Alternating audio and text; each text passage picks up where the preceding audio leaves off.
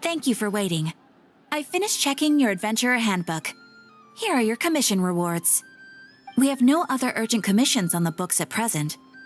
Thank you for all your hard work lately. Perhaps you two could consider taking a vacation. Amazing! Paimon never thought we'd end up having downtime and not cry. Things were pretty hectic when we first got here. Everywhere you looked, it was either the wild hunt causing chaos or the Fatui stirring up trouble. It felt like this whole region was one giant slime in a barrel, ready to go boom at any moment.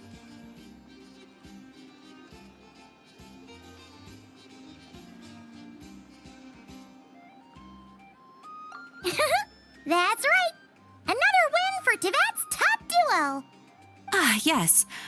Are you two aware that the Moon Prayer Night is soon to take place? Oh, yeah! Llama told us that was coming up soon. Wait, why do you mention it, though? Do people in Nasha Town celebrate it, too? Paimon thought it was just for Moon Goddess worshippers. You're partially right. Most people in Nasha Town just see the festival as an opportunity to do business. They do not concern themselves with the religious element. The festival was first celebrated by the Frost Moon Scions. On this day, they would wear moon prayer blossoms and celebrate the birth of the moon goddess through song and dance. They would also prepare food and handicrafts and give them as gifts to others. Over time, it became Nod Cry's most lively festival. Oh, sounds like fun! Great! Well, in the meantime, since Catherine doesn't have any commissions for us, let's focus on some personal business instead. When we first got here, you mentioned that this was where your spaceship landed? We didn't get to follow up on it at the time, because we got wrapped up in that whole rare situation, but now we can finally start investigating it properly.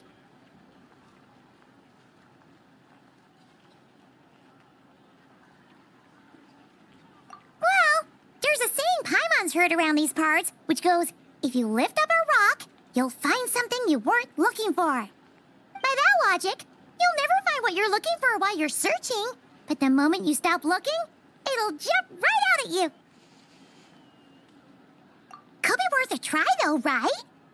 Anyway, Paimon suggests we focus on other stuff we want to do for now, and just keep an ear out for spaceship-related intel as we go.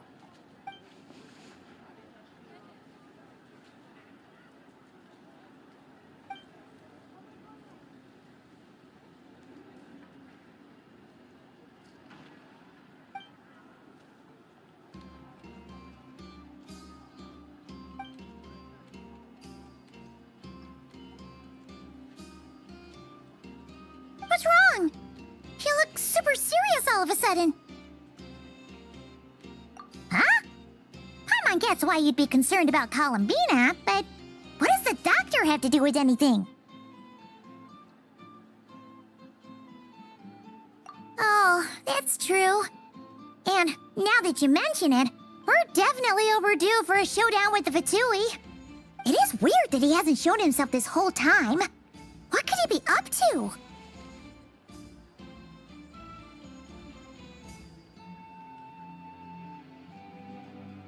True. Paimon would much rather deal with Marionette anyway. She says the meanest things, but when it comes down to it, she doesn't seem like a bad person. Maybe it's the pressure of being a Fatus? Especially as a Harbinger. Does she feel like she's gotta act tough to keep up appearances or something? But then, every time we headed out with Rarier, she always wound up having to repair Polonia and her other robots. That's gotta sting. Losing face always hurts more for people who care a lot about their image. She's probably still furious about it. What? Relax! She's not even here! Huh? What's the matter? Oh, nothing. Sorry, we'll be on our way now. Where are we again? Oh yeah, Columbina? Right, yeah, let's go see Columbina.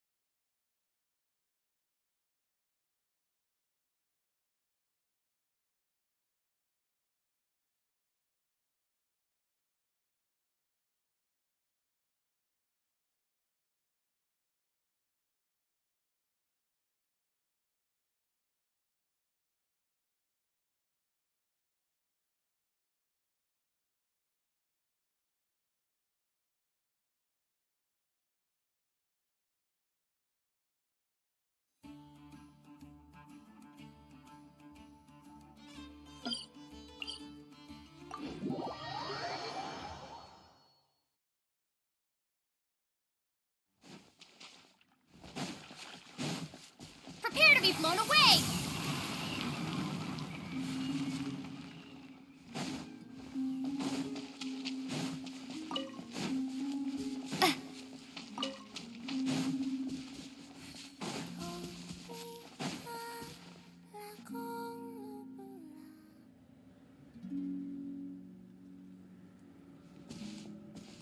Hey, she's sitting up! Is me sitting here a rare sight? No, we just thought you'd be resting. Perhaps I would have been, were it not for the sudden arrival of some unexpected guests. Not that I consider it a disturbance. After all, you are the only ones who are free to enter. Would it not be a little unfriendly of me to lie down while we speak? I didn't realize you put so much thought into little things like that.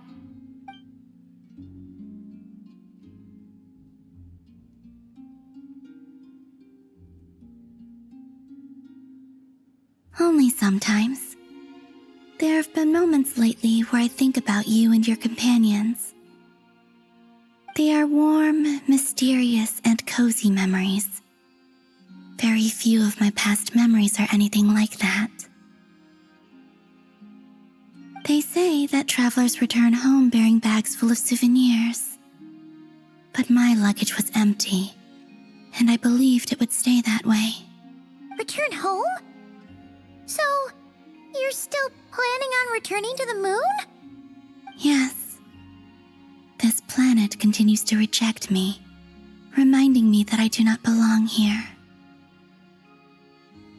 If I remain into that, there will come a day that I disintegrate. And I don't mean reduced to dust or turned into food for the flowers. I mean, I will cease to exist entirely. All right then. Well, we're sure gonna miss you. But it sounds like we'll have to say goodbye. How do you intend to return? The moon prayer night is soon to arrive. On that day, the moon will be closest to Devat. The Kuvaki in this land will reach its peak at that time. I merely need to grasp the tide, and with relatively little effort. Oh, Paimon gets it! It'll work like a slingshot! You make it sound like she's gonna get blasted up to the moon. If I did that, I suspect I would crash into the false sky. I will be using a much gentler approach. But I do like the analogy. It's fun. You see? She gets Paimon's sense of humor. In the blink of an eye, the time has come to part ways. It does feel that way, doesn't it? Time seems to fly fastest when you are enjoying it. I have always thought of myself as a wanderer on this earth, and it has never expressed any desire to keep me here. Yet, just as I plan to depart, it tugs at my arm. Is this a gesture of affection? Or is the world mocking me? Oh. Were you hoping I can answer that? Yes, you are a traveler, so you must have a lot of experience in this area. Then, what I would say is, enjoy the moment. That's right! Don't overthink it! Happiness is happiness and joy is joy! The point is to enjoy it, not analyze it! I see. Then what I would say is, even though I am very tired right now, I am still happy. I can't tell from the tone of your voice. Oh, really? You don't think I sound happy? I'm just kidding. I could tell you were in a good mood today from the moment we saw you. Ah, a joke. Albeit not a funny one. Anyway, I assume you're here about you-know-what. Give me your hand. Actually, it's not that. There's something else we wanted to discuss with you. Oh, then, do you still want to give me your hand? Or not? Sure.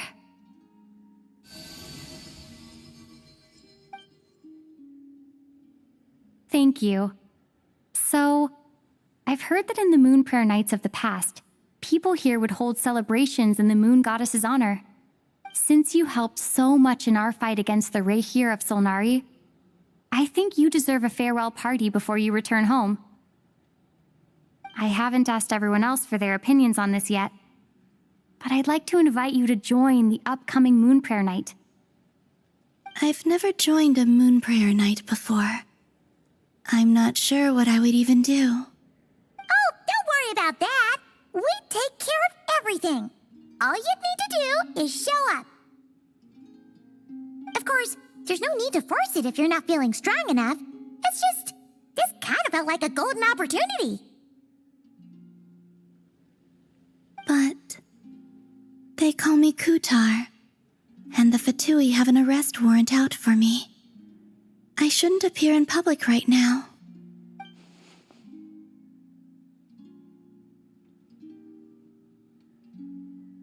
I'll make it work. You have my word. Yeah, we got your back. Well, she does.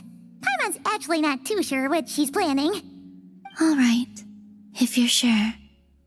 I will not refuse your invitation.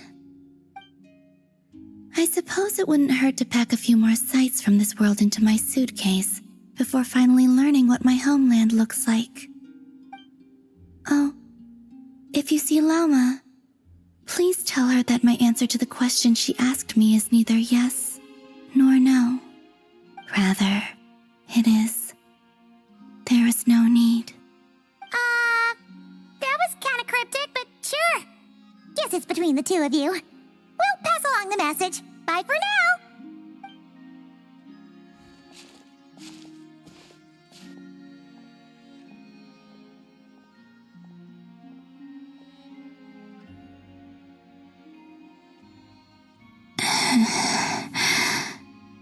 And also, I do not know.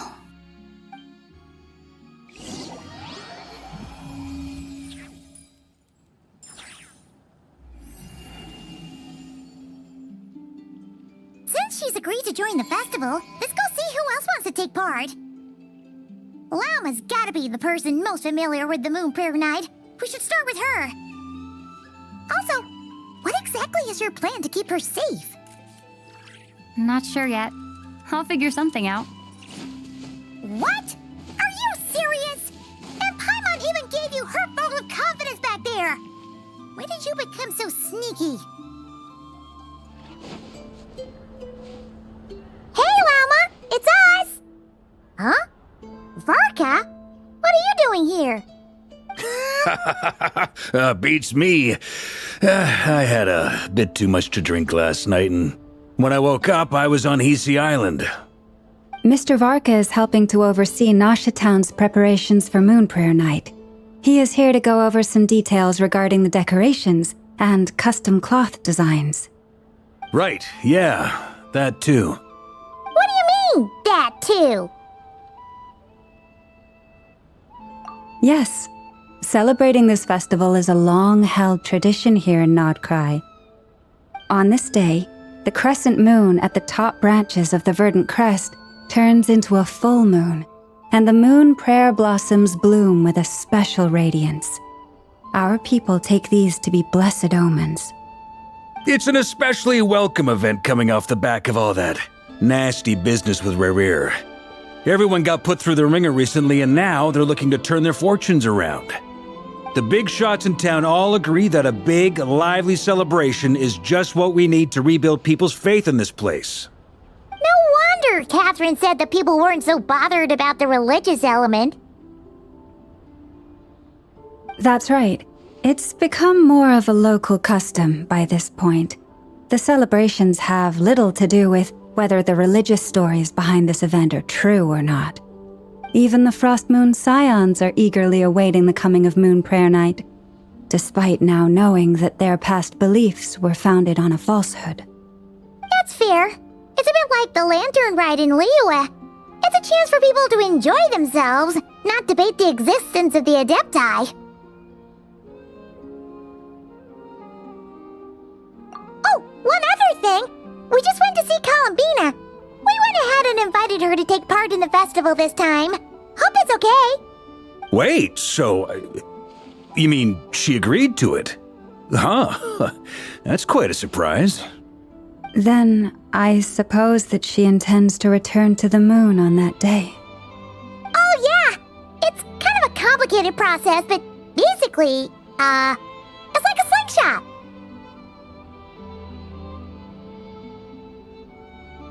I understand. In truth, I had a feeling that she might make such a decision. Well, if Kuthar has decided to participate in the festival, we should prepare accordingly.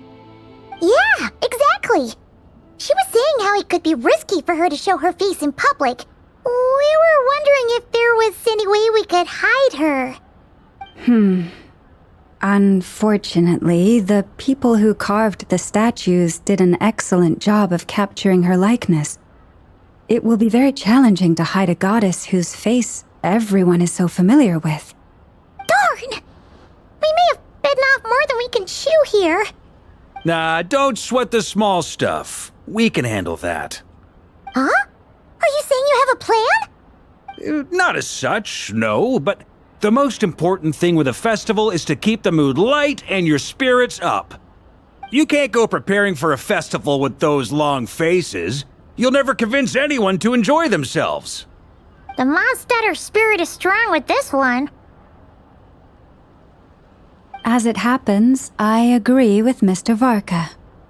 Let's start by making our appreciation for Kuthar the beating heart of the festive atmosphere.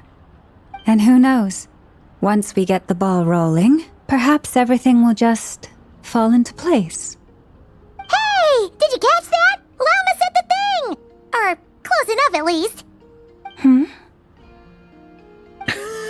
I'm looking forward to the Moon Prayer Night already.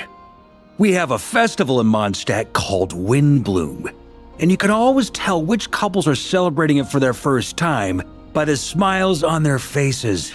Big, beaming smiles like their whole face is glowing. And I have a feeling we'll get to see that same smile on the Moon Goddess's face at this festival. Not quite the same, surely. Anyway, I'll take care of business in the city, but I'll have to leave the decor up to you and the Frost Moon Scions. No one else can capture that traditional aesthetic quite like you guys. But lastly, there's the final key element that brings the festival to life: companionship. Before you leave, let me show you something that we've been preparing. Mr. Varka had asked to see it already, so you may as well tag along.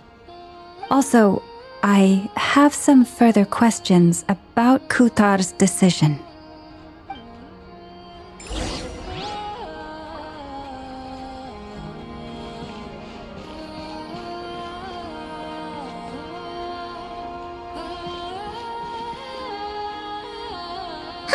What's this? They sure look like they're having fun. I believe so. Kuhenki seem very skilled at playing drums like these, although I'm not sure where they learned it from. Maybe it's an innate talent? In their eyes, they're probably just playing with toys.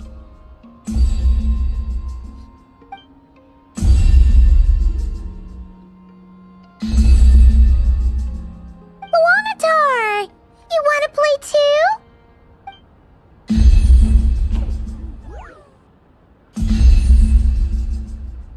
Yeah. She looks more confused than anything. Maybe we can teach her next time if we get the chance.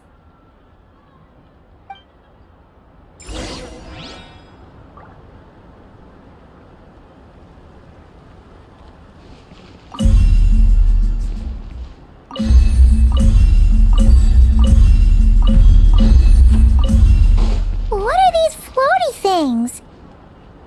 Moon veils. We hang them from buildings in the city during the festival. When you look at the sky through them, it creates a lovely misty effect.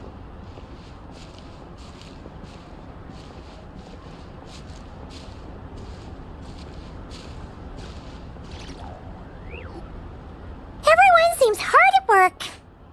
They are preparing items for Moon Prayer Night. For instance, the sculpture being made over here, Mr. Varka and I were just finalizing the details of where it will be placed. Ah, there she is. I didn't know the finished article would be so large. Not to worry, though. All the necessary arrangements have been made. Just let me know once it's ready, and I'll get some people to ship it over. You have my thanks. And over here, we are preparing a very traditional confection. Oh, look at all these colors! It looks great! Can Paimon try one? Of course. I have a feeling you'll like it a lot. You bet! Sweets and treats are Paimon's favorite! If you included those in the Feast of the Moon, I bet Paimon would have joined the Frost Moon Scions by now. There will also be verdant crests like this present in Nasha Town during the festival. The timing of Moon Prayer Night is not completely set in advance. We make a rough estimate, then observe the changes in the verdant crests and moon prayer blossoms to guide us. As such, the wait itself is a fun feature of this particular festival.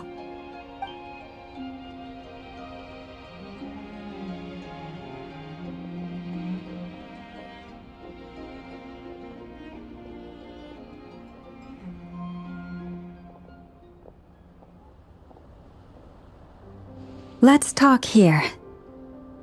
To tell the truth, I am very surprised to hear that Kutar is willing to participate in the festival. I once asked her if she'd be willing to stay with the Frost Moon Scions. I could introduce her to everyone, and we could be a family to one another. She did not answer, but she has not appeared here since. I took this to mean her answer was no, but if that were the case, she would not have accepted this invitation.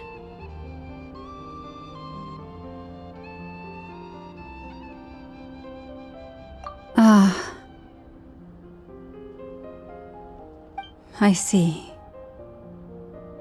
Maybe she is right. Maybe the Frost Moon Scions of today no longer need a moon goddess.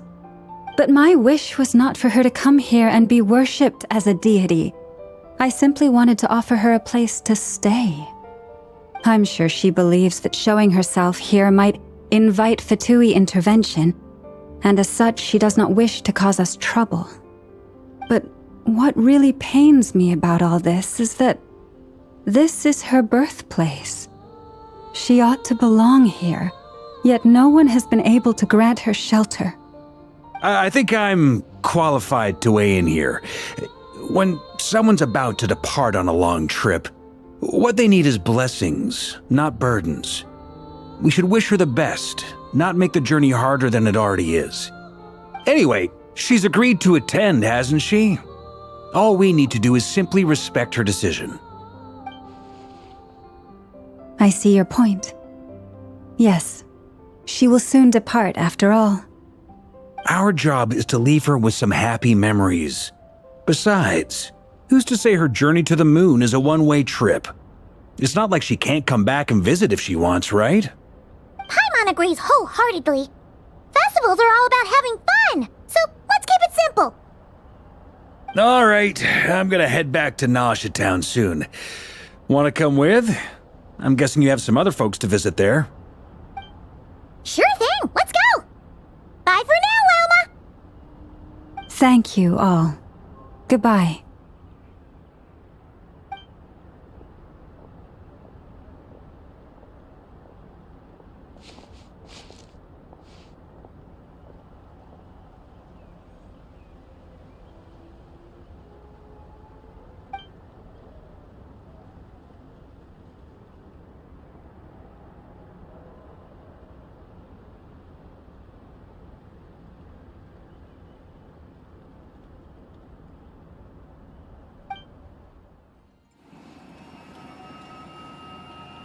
Huh? Hey, over there! It's Durin and Albedo with Flint's. What could they be chatting about?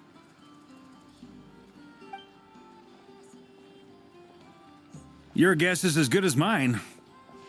Ah, Grand Master, and the Traveler and Paimon. Hello there. It's been a while. Perfect. We have some new volunteers for our investigation. Wait, let me guess. The righteous Lightkeepers are finally ready to hunt down the Abyssal Dragon? Yes, that too. Yeah, right. Oh, wait. Why does everyone keep saying that too? Well, to be precise, the facts match, but not the causality. Wait, so I guessed right? Half right. Don't act so impressed with yourself. Maybe I can explain. We ran into Mr. Flint's north of Nosha Town. At that time, we just noticed a few abyssal creatures out in the wild, but the strange thing was, I didn't detect any traces of abyssal energy on them at all. On closer inspection, we realized that they were not real monsters, but something akin to reflections in the water, or perhaps a mirage. Huh? What do you mean? Like, you could see them but not touch them? Exactly. It was very peculiar. They roared and tried to attack us, but we could not make any physical contact with them. I think I've heard of things like that happening in Notcry before, but I don't know much about it. Yes, it's a known phenomenon. Mirage-like illusions tend to appear in Nodcry in the run-up to Moonprayer Night. From a distance, they appear quite real. I myself thought that Misters Durin and Albedo were locked in battle with abyssal monsters when I first arrived. But after sharing intel and investigating a little further, we can confirm that these illusions are harmless. There is no great cause for concern.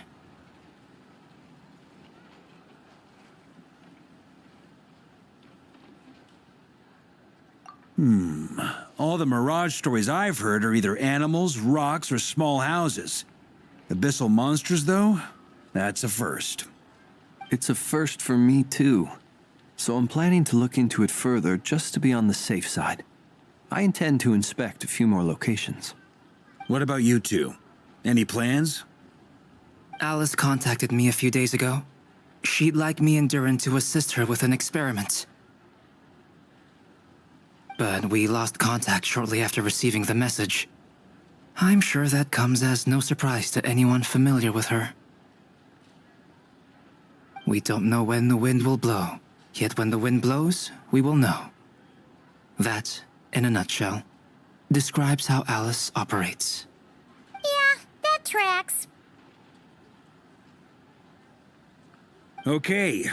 Well, I suggest we investigate this Mirage business in the meantime.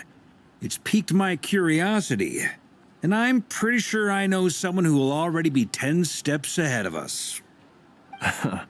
Well said. Right? Whatever's happening in Notcry, she always seems to be the first one to know. Let's go see what she knows. We can invite her and her staff to the festival while we're at it.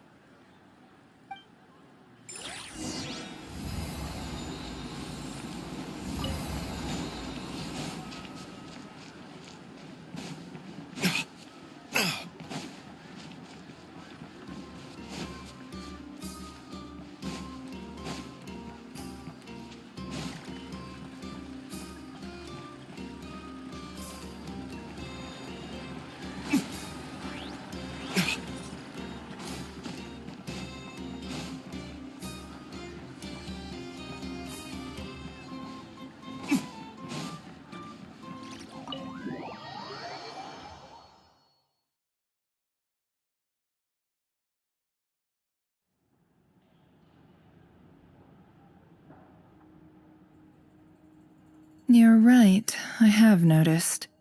There's certainly something a little fishy about this situation. Only a little, though. Records indicate that this phenomenon can occur in the days before and following Moonprayer Night. That said, it has always been a rare sight in the past. The odds of encountering these phantoms are similar to looking up in the night sky, happening to see a shooting star, and managing to make a wish before it disappears. But this time, either everyone's getting lucky, or they're appearing far more frequently than usual. Yehoda's out gathering intel as we speak. In the meantime, let me check off some points of interest. First, the Abyss. The ones we saw seem to be abyssal monsters. Indeed. But we have identified one location where many more of them have made an appearance. And not just monsters, but human phantoms, too.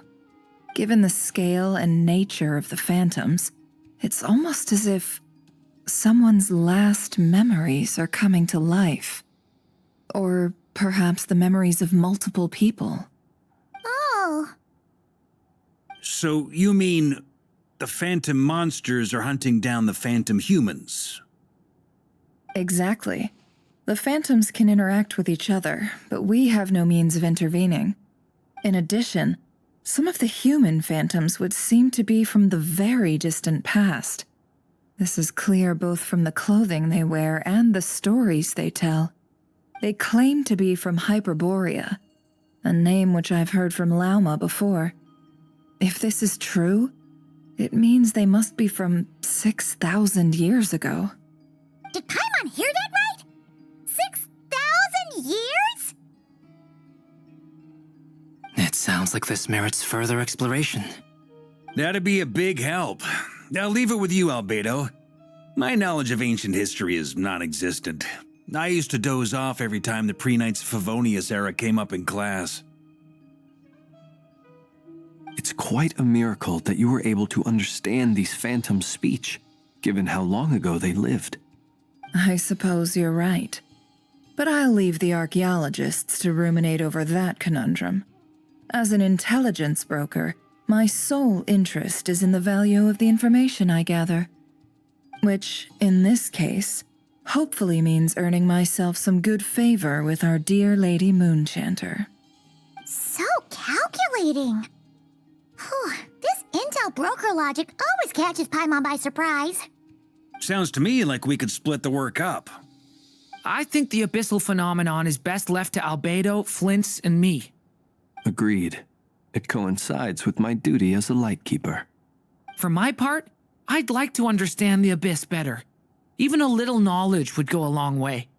This is certainly a rare opportunity to study the abyss. But even rarer, perhaps, is the chance to make contact with the ancients. The Curatorium will take the lead on investigating the Hyperboreans. We put in the work to learn what we know so far. It seems only fair that we get some quantity of exclusive intel. That just leaves our trusty team of 2 unassigned.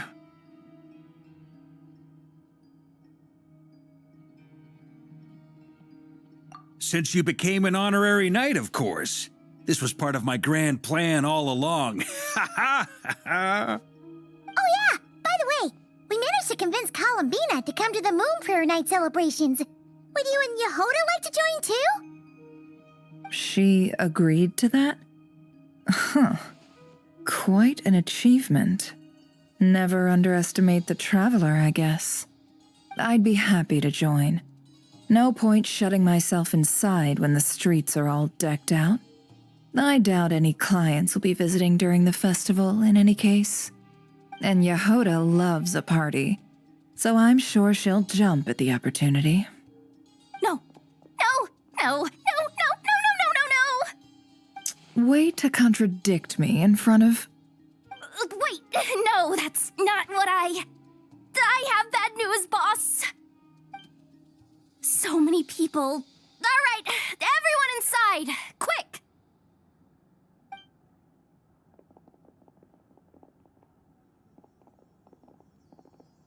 This is gonna sound crazy, but hear me out.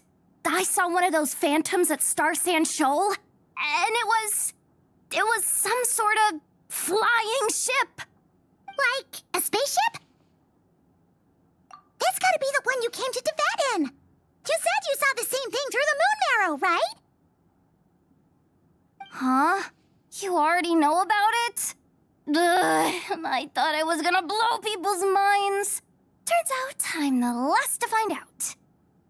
Wait, back up. You came here in a spaceship? Now my mind is blown! What's it like on the inside? Was it like flying through space? I want to know everything! Yep, Exactly. Huge discovery. You're the best. Second best intel broker in the world. After your boss, of course. Wow. Really? Well, I don't know if I'm all that, but... I guess that decides where we're heading next. Come on, don't look at me like that. I know the spaceship doesn't have anything to do with me, but you don't want to leave me as the only one twiddling my thumbs, do you? Please?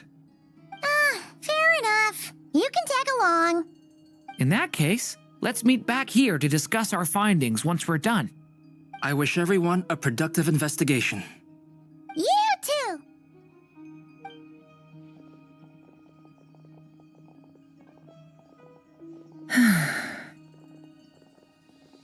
What's up, boss? Aren't we gonna head out? Tell me, Yehoda, when did the curatorium start giving out intel for free? Oh, sorry, boss.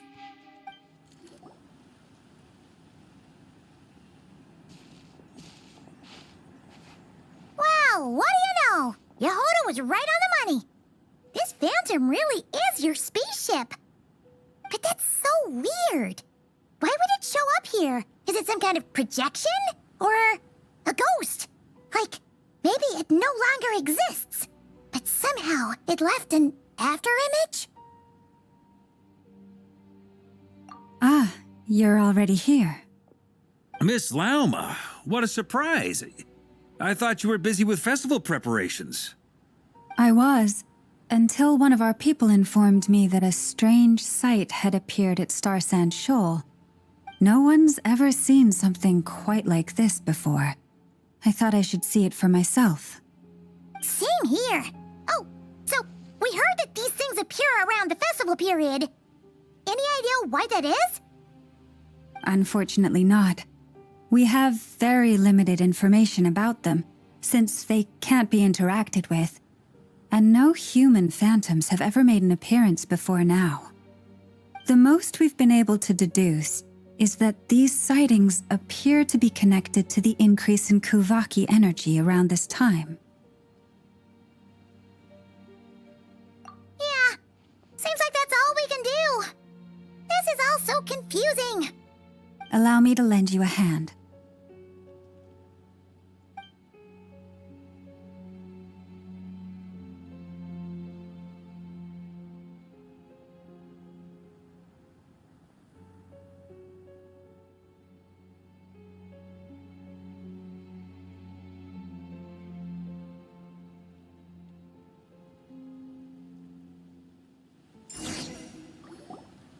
Everyone, our friend here should be able to provide us with some information. Is that a phantom Rhymehorn deer? I've heard about how the Frost Moon Scions live in harmony with the animals and can even communicate with them. That's coming in handy now, for sure. Okay. Yes, I understand. Then how about this?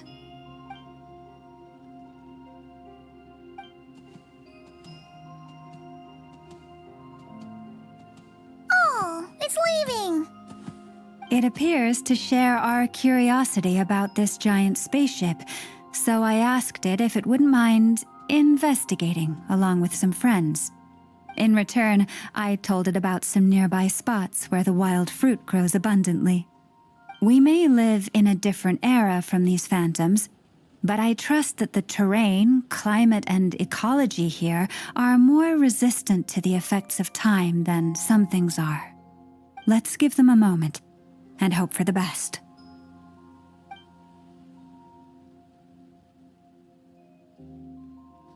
All back together? Must have been a lot of fruit. Indeed. Now let me ask them some questions.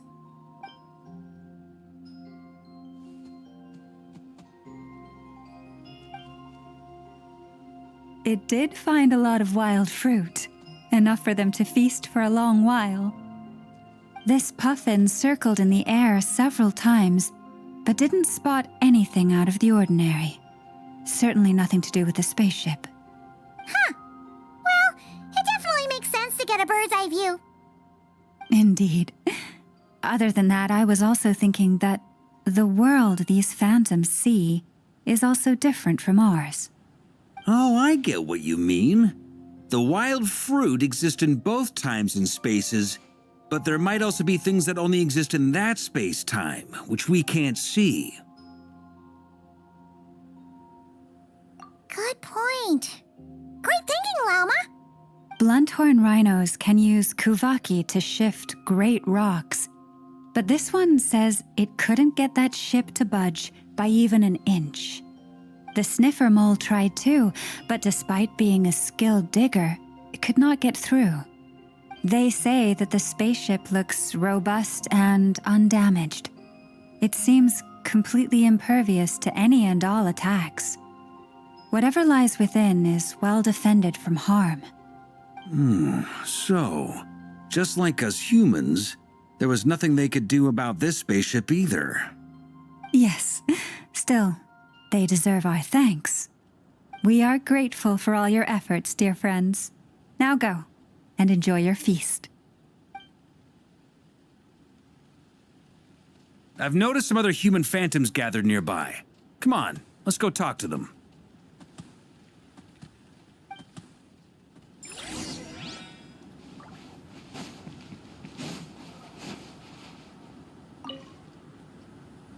What is this thing? I've never seen it move, and there's no way to get inside. Goodness knows. My grandpa says it's been sitting here at least since his grandpa was still alive. What about his grandpa? Did he say anything to your grandpa's grandpa about it? Huh? I don't know. In all likelihood, it was here back then too. Hard to imagine something this huge could move. Guess that means that as far as they're concerned, this ship's been around a long time.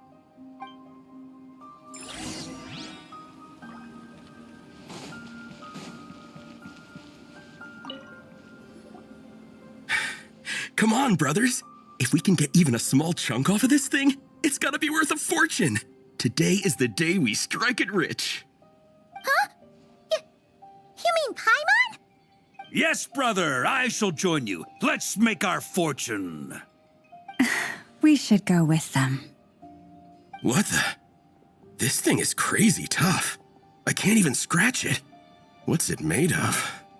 Sorry, brother. Looks like we'll have to seek our fortunes elsewhere. Enjoying yourself? I was just seeing if I could influence this phantom's perception by playing. But nope, no dice.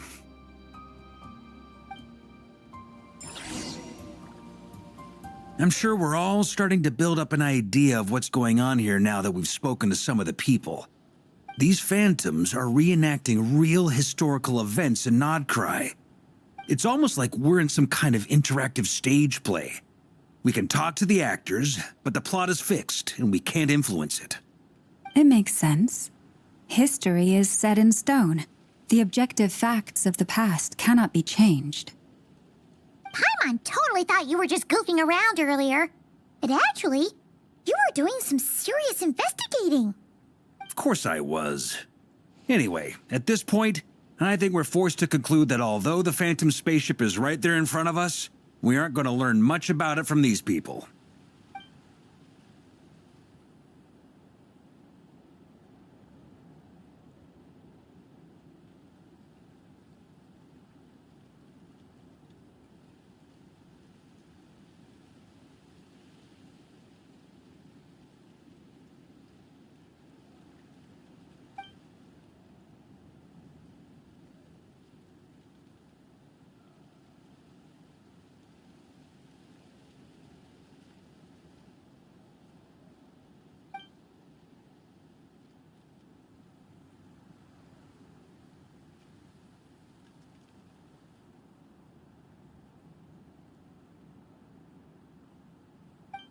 Don't be discouraged.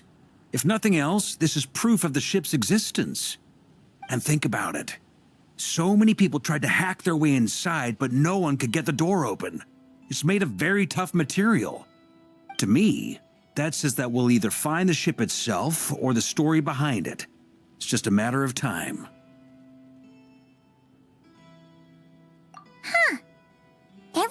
and then, when Varka gets serious, he actually does seem like Grandmaster material for once. I wonder how the others are doing. Let's head back for now. Sounds good. Also, drinks are on me if Team Knights of Favonius is the first to finish. Wait, we have a team name now? Am I in Team Knights of Favonius as well? You're very welcome to join. We've even got a cathedral ready for you. Isn't that technically blasphemy? You wouldn't dare make a joke like that if Barbados was in earshot. Nah, I'm sure Barbados doesn't mind a little harmless blasphemy once in a while.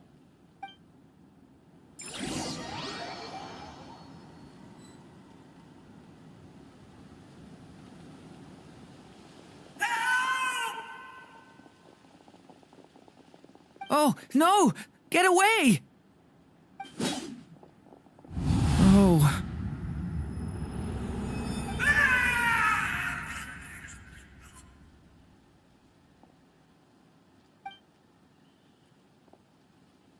I know it's hard to stomach, Mr. Durin. But as I'm sure you've noticed, there is nothing we can do to intervene in that which unfolds before us. But we have to at least try. And try you have. But are you aware of how many unsuccessful attempts you've made now? I wasn't keeping count. I'm afraid this is the 39th failure so far. Or the 5th if we're only counting this particular victim. There are no indications that these phantoms may be altered in any way. You seem to have calmed down a little. I'll make us a fire. You should rest and have some water. Feeling any better now, Mr. Durin? May I ask a few questions? Be my guest. What exactly are we witnessing here? What happened to those people? My guess would be that we are seeing Nodcry during the Conrian Cataclysm. Would that be accurate? Conria. That is correct. As you know, once the Abyss senses even the tiniest crack, it floods in and spreads like wildfire. There was a time in the distant past when it permeated all of Nodcry, causing immeasurable harm. The people paid a terrible price to heal this land. Then 500 years ago, the whole of Teyvat suffered an abyssal disaster. Once more, Nodcry was dealt a devastating blow. I see. In the face of the abyssal onslaught, all were like grains of sand tossed around by a tidal wave. Be they human, fae, or god. The moment you witnessed is but one drop in a whole ocean of catastrophe. All right. I guess that answers my second question, too. I wanted to know why there's nothing I could do to help them, and that's because what we are seeing is history. That would be my guess as well. As I understand it, history and fate are not all that dissimilar. The latter may be unseen to us, but both are immutable. Yes. Fate was determined long, long ago. I still have a couple of other questions for you, Mr. Flint's.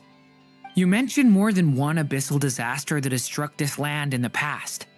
How can you be sure that what we're seeing is from the Conrian incident? And also, how are you able to stay so calm when you're talking about these events? From everything I know about you, you're not cold or ruthless, and you're not indifferent to the suffering of others. Alas, I am forced to show my age. I must be 600 or 700 years old by human measure. Wait, so you... One is not easily moved by history when one has witnessed the truth firsthand. I'm sorry. You needn't apologize. Your passion is a good thing to have. Treasure it, because someday you may find it in terribly short supply. Now, at the risk of offending you, I have a question in return. Your curiosity toward the abyss, is it born from hatred or because you sense its call? I only ask because I kept a fragment of Rerear's body in my lantern for a short time. Specifically, his heart. So I know what a burden it can be to carry the abyss with you. And I hear its power growling from somewhere within you. In my eyes, your mere existence is a miracle. My honest answer is... I don't know. I don't think I have the confidence to say for certain. What I will say is the abyss is not the only issue that haunts me. Even before I became who I am today, the question dogged me constantly. Should I even exist at all? My doubts remain unresolved. But when we fought Rerear, something became a little clearer to me. Sometimes it is the darkness within us that allows us to achieve the impossible. I certainly got the sense from your 39 attempts that you were trying to achieve the impossible. It sounds like you've resolved to see the truth for yourself. Absolutely. In that sense, he and I are quite similar. Then I wish you every success. I look forward to the day of your transcension. Well, if everyone's caught their breath, I suppose we should head back. Oh, and one last thing. I'd appreciate if you kept our discussion about history a secret.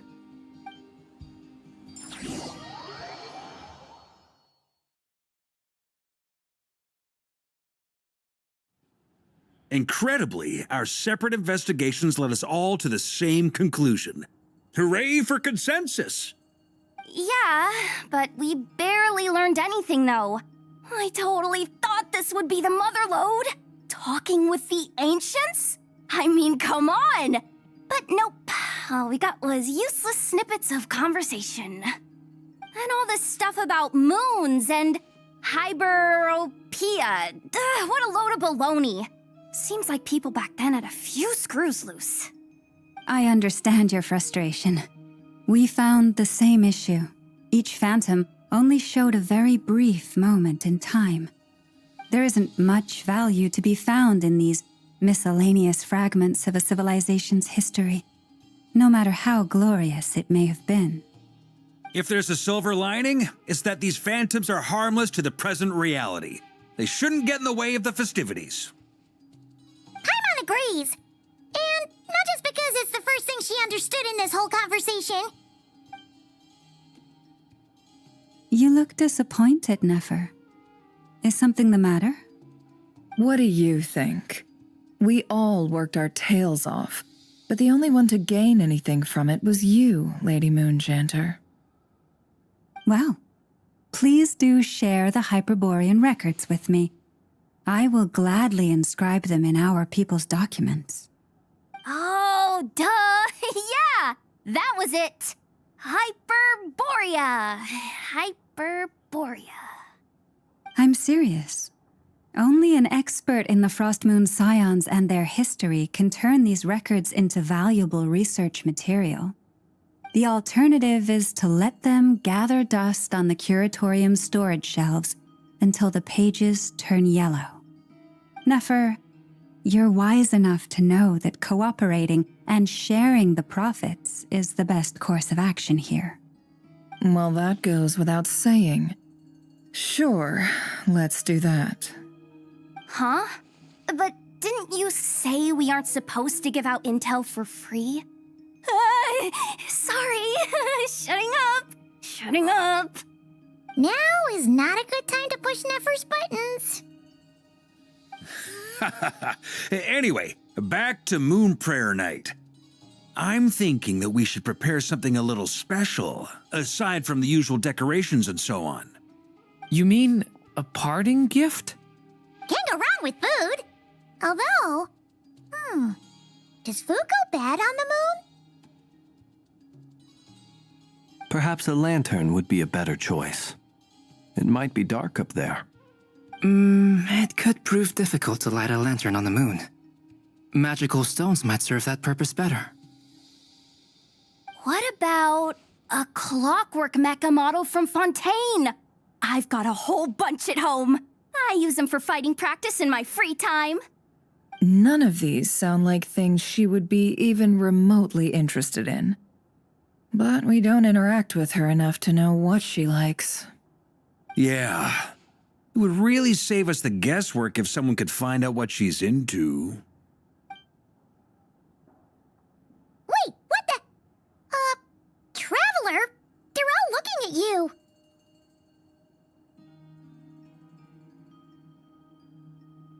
Great! Haha, problem solved. Now, I need to stop by Dory's. Gonna need her help sourcing a bunch of stuff for the festival. Then let's leave it there for now. We all have our own business to attend to. Traveler, if you find out what Kutar likes, let us know right away.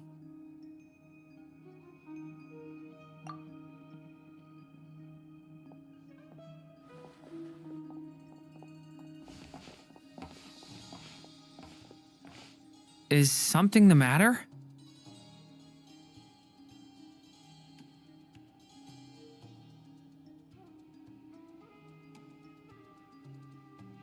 I'm fine. It's just... I'm still feeling a little rattled after witnessing the horrors of the abyss. But it's okay. This is something I have to work through. I'll be all right. Thanks for your concern. Well, don't put too much pressure on yourself. If you ever feel like something's wrong, physically or mentally, we're here to talk.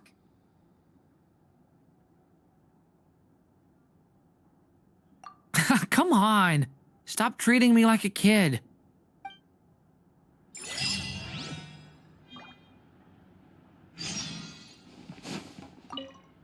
You should get going. It's important that we ascertain what Kutar likes.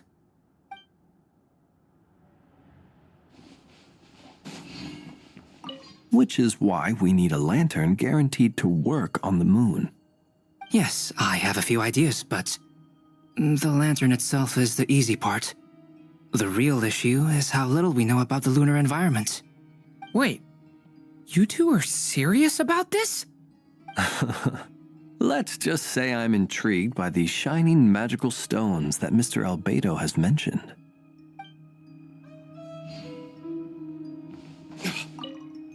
Could you do me a solid and try to smooth things over with Boss Neff?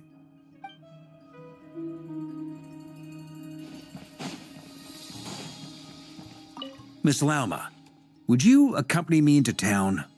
I think it'd be best if you saw the Frost Moon Scion's decorations for yourself. Very well. Let's go.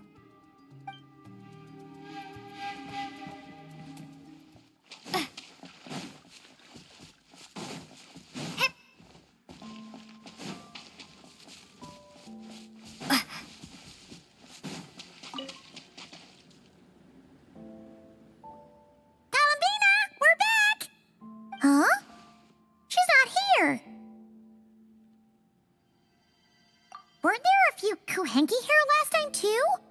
Where did they all go? Walkies? For Kuhenki? You're not pets, you know. Oh, well. Looks like we just came at a bad time. Let's try again tomorrow.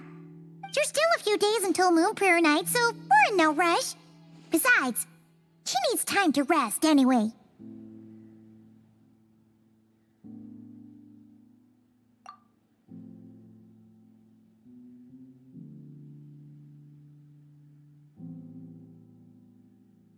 Kalamina! Are you back yet? Oh, how strange. Looks like she still isn't here. Right? It's not like her to spend so much time outside. Especially since she's worried about attracting unwanted attention.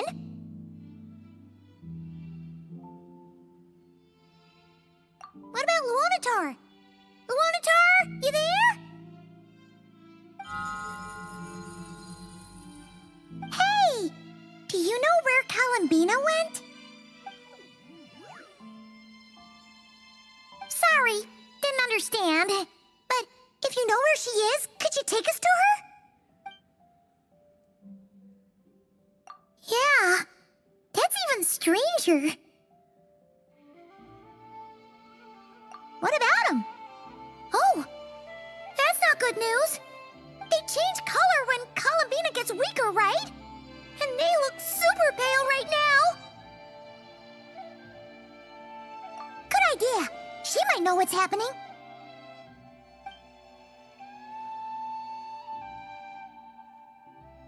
Lalma! Ah, it's you. How is Kutar? Is she okay?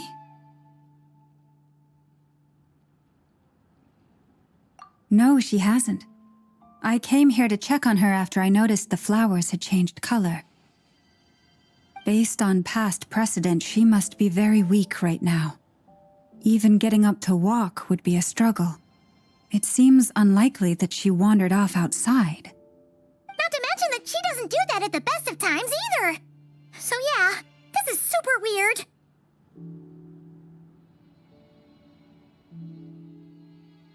No. Very few people are in the know about Kutar's whereabouts. And if anyone suspicious had visited, they'd have left some sort of evidence. Come on, let's go to Nasha Town. If anyone has seen her, someone there will know about it. It's not Cry's information hub after all. Makes sense. Let's go!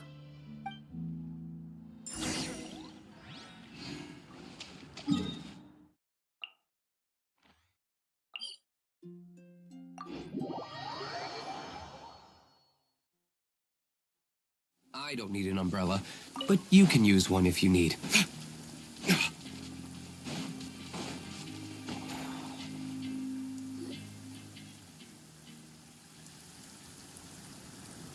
Wait a moment. Is it just Paimon, or is this stall kind of suspicious? It's never been here before, right?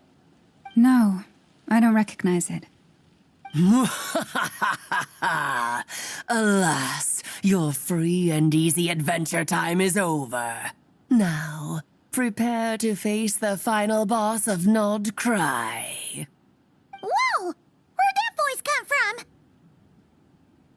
Not sure, but it's definitely hostile. No, not that way. The final boss is right here. The sniffer mole?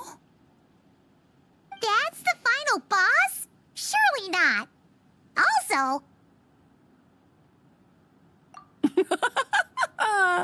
Okay, the jig is up. I'll stop teasing you. Turn around. I'm right behind you. It seems I've managed to leave quite an indelible impression, even though you've never seen my face. Oh, nothing could make a great mage more pleased with herself.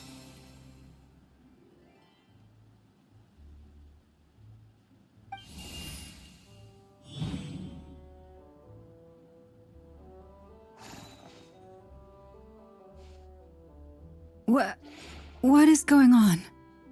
I've heard that all the big shots in Teyvat have long, wordy titles that stun people speechless when they make their entrance. Unfortunately, none of them are affiliated with the Hexen Circle, and we ourselves keep a very low profile. The notorious name-dropping doesn't quite work for us. Still, I, for one, think I'm really quite amazing. So that didn't stop me from coming up with a title anyway. Alice? It's really you this time? Not a lantern or a Dodoko, but Alice in the flesh? Oh, that's right. So, what do you think?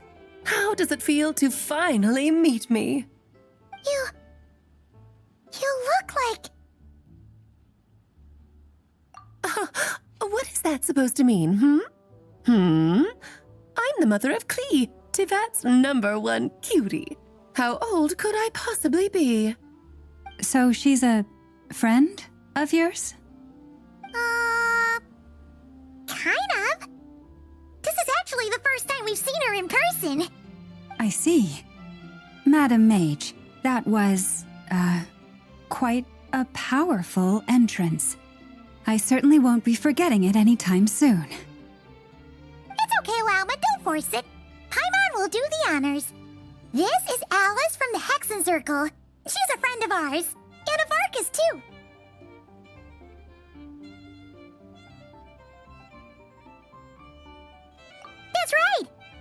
good person, just kinda unpredictable. Well, what is the human heart if not unpredictable? Hmm? If we could not do as we please, how would we differ from machines? I am Lauma, Moon Chanter of the Frost Moon Scions. It is a pleasure to meet you. Oh, I know. Before you got here, I spent a good, 15 minutes getting up to speed on Nodcry's present situation. In other words, I've read the whole in the last episode part, so we can skip the pleasantries. Fair enough. Well, Miss Alice, I can already tell that you have quite a unique personality. He'll get used to it. Paimon sure is. So anyway, what are you doing in Nodcry, Alice? Oh, I thought I told you already. This time, I'm the final boss. And what a formidable foe I shall be. Powerful, confident, decisive, and good luck finding my weak spot. You will never succeed. Oh, drat! My one weakness, and you found it in an instant. Fate has been dealt a devastating blow. Thus falls the great Dodo King. Why are you playing along with this nonsense? For funsies, of course. What's wrong, Paimon? Are you disappointed in me? Am I a gigantic letdown? No, it's just you seem like a busy lady. And this is the one time you've shown up in person. Paimon figured it would be for something more high stakes than just goofing around. You're quite right. I'm here in Nodcry because something big happened. Something big enough it caught the attention of the Hexen Circle. It concerns the 3 moons, Tevat's borders, and of course, the moon goddess you are currently searching for. Kind of. Why don't we discuss this over a pot of tea? My main reason for coming on this trip to Tevat was, of course, to have some fun. But I do technically have a job to do as well, namely, maintaining the stability of Tevat's borders. I'll skip over the complicated parts, but to sum it up, abyssal energies are all that lie beyond Tevat's border. We'd find ourselves in a real pickle if they ever made it through. And the phantoms you've been seeing are a sign that the border has been disturbed. No wonder they tend to show up around Moon Prayer Night. Is it because the real moon is now so close to us that its power can cross the border? In part, but only a negligible amount passes through. Just enough to influence the verdant crests and so on. And as you've noticed, there has been an unprecedented number of phantoms appearing this year.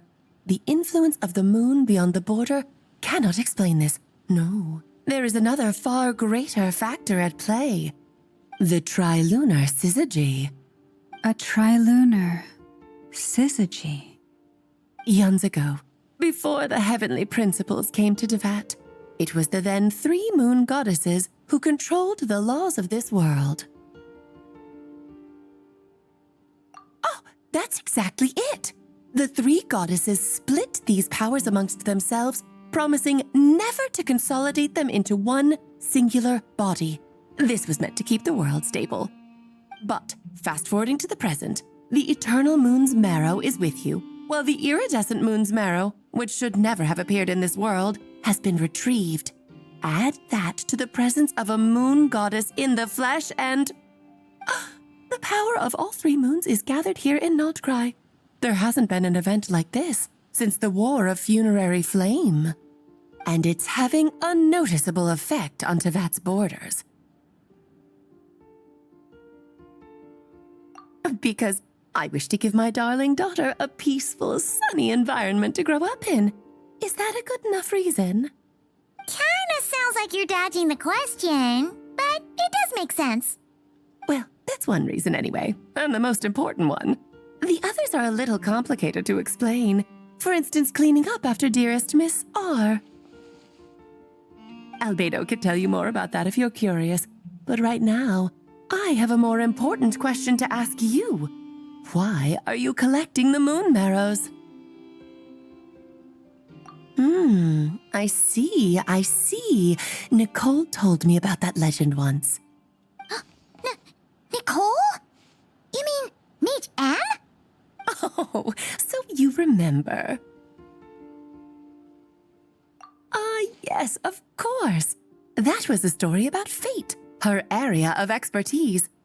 But back to the story of our dear moon goddess. I'm afraid her intended method of returning to the moon is unlikely to work anymore. What does that mean?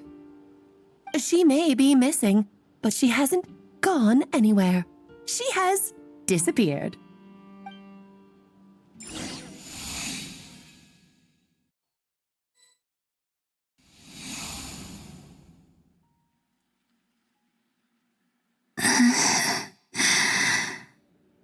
My body is so heavy. Wait, no. It's my mind that's heavy. My arms and legs are as light as a feather. What's happening to me? I feel drowsy, like I've been asleep for too long. Is it daytime or nighttime? Is the moon out? I think I'll go for a walk.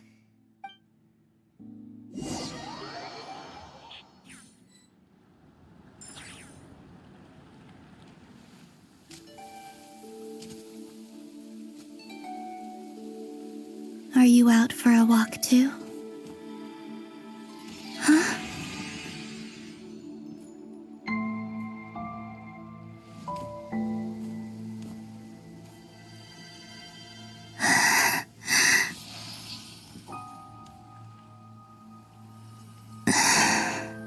The day has come at last.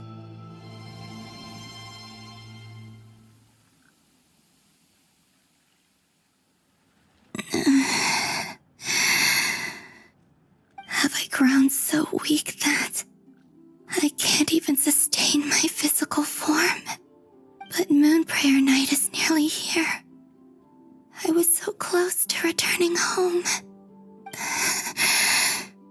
Death is near. Is this how it ends for me? Will I return to the moon after I disappear? Or... I don't want it to end like this. So far, at least, I still exist. Even if not physically, I can still feel. But as my power wanes, I'm sure that too will fade. I suppose I might take one final look at this world. The world where I was born.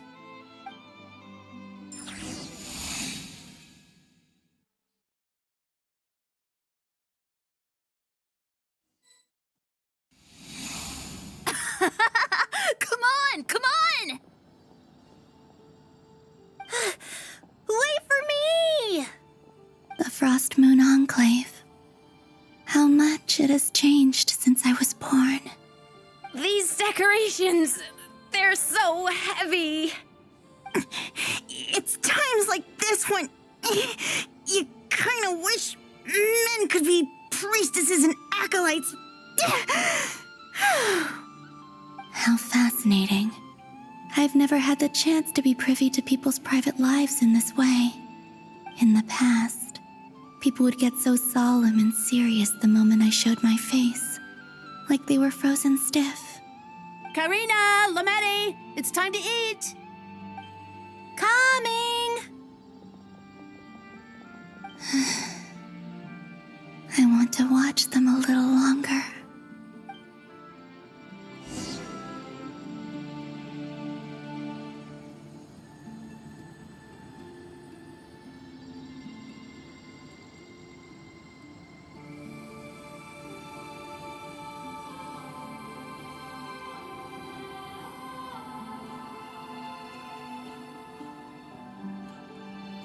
I'm sure you're both tired from playing all day. Come on, eat up. A plain, humble meal. That has always been the way of the Frost Moon Scions. Huh? How come Lametti got a midsummer berry dessert? Oh, I always get Lockaberry. I don't mind sharing. You can have a bite of mine if I get to have a bite of yours. They're sharing food? I've never shared food with anyone before. Even at the Harbinger tea parties, everyone just ate off their own plate. And when I couldn't finish my food offerings from the Frost Moon Scions, they'd leave the leftovers out under the moonlight for the animals to claim. Hey! That was 2 bites! Oh, then you can have another bite of mine. Oh, you too. Oh, don't fret now. Here, have some of Granny's too. So this is what it means to be family.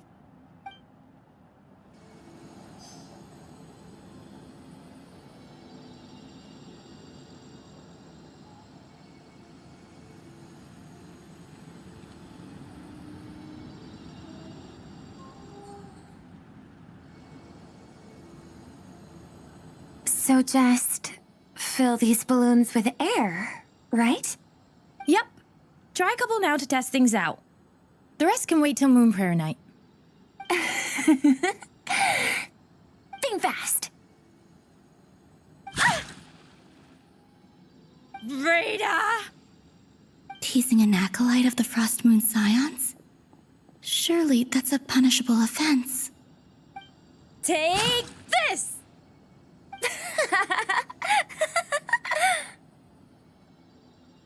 Huh? All right, enough horsing around. Lady Lauma gave us a task. We should get back to it. The task is just to check that the balloons don't leak, right? Doesn't matter if we fill them with air or water. Yeah. Okay, you got me there. And you got me there. But still, we can't use all the balloons before the festival even starts. We won't use all of them. And as long as Lady Lauma's trusted acolyte doesn't snitch, this can stay as a little secret between friends. A couple more can't do any harm, right? Oh, you menace. Then, think fast! Is pumping a balloon full of water really so much fun?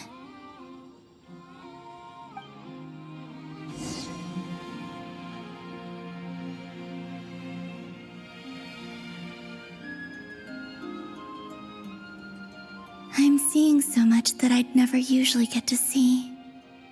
They'd never act like this when I was around. It's nice, being able to just watch people in peace in these final moments. What a rare opportunity. I think I'll go take a look around Nasha Town, too. Maybe the Traveler will be there.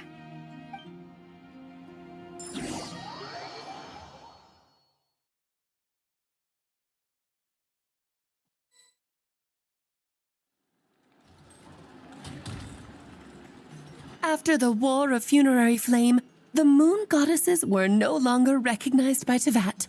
They lost the whole foundation for their existence. That's why the moon goddess's strength is fading. She cannot withstand the world's rejection of her.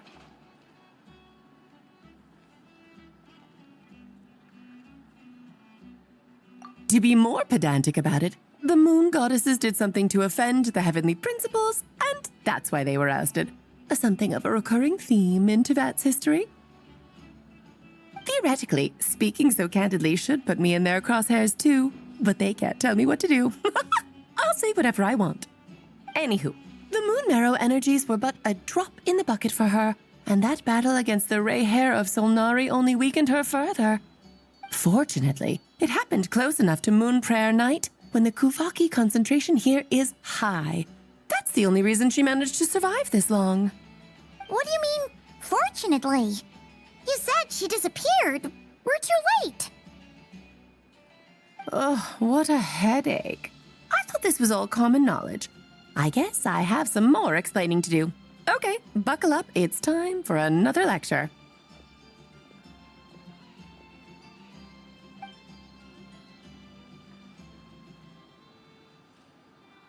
Now, I said earlier that the moon goddesses lost the foundation for their existence.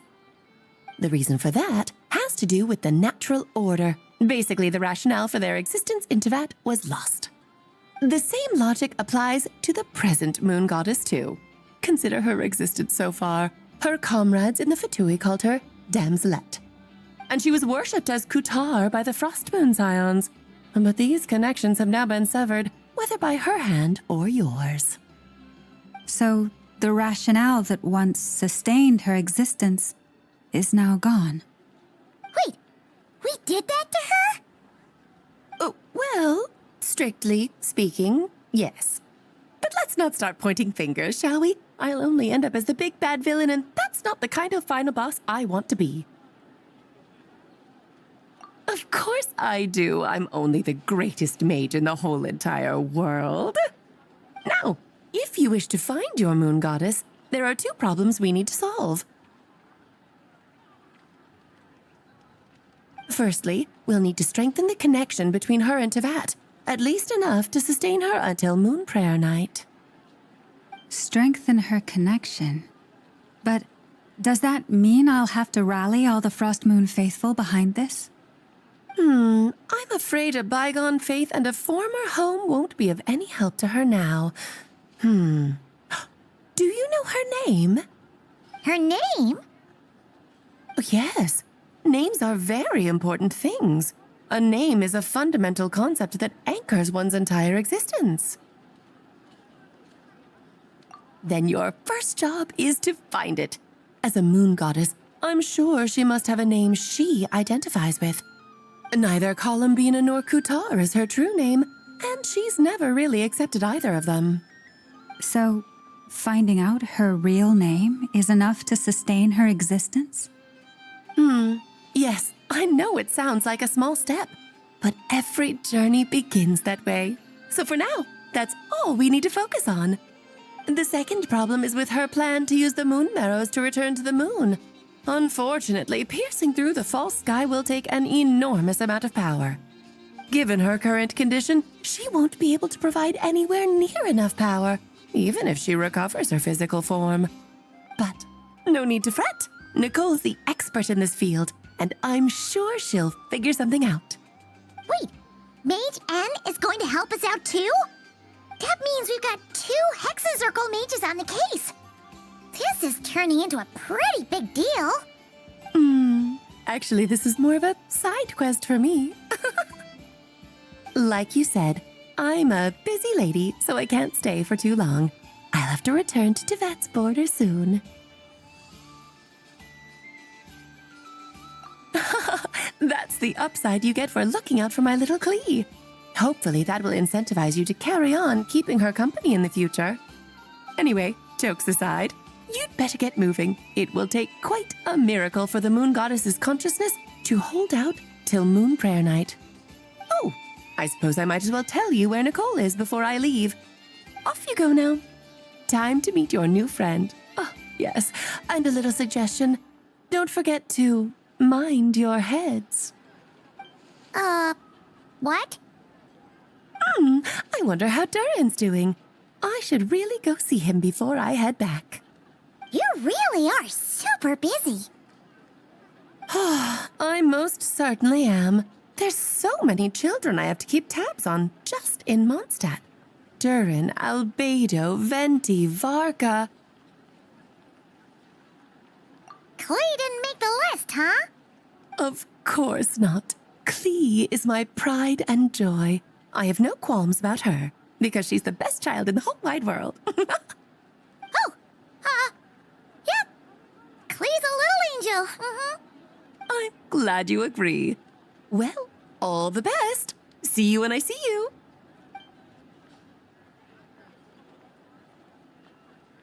She left in a hurry. Yeah, she didn't pack up her stall. Should we handle it for her? I must say, I'm now very curious about her daughter. Klee, wasn't it? What's she like? That's a long story. Come on, we'll fill you in as we go.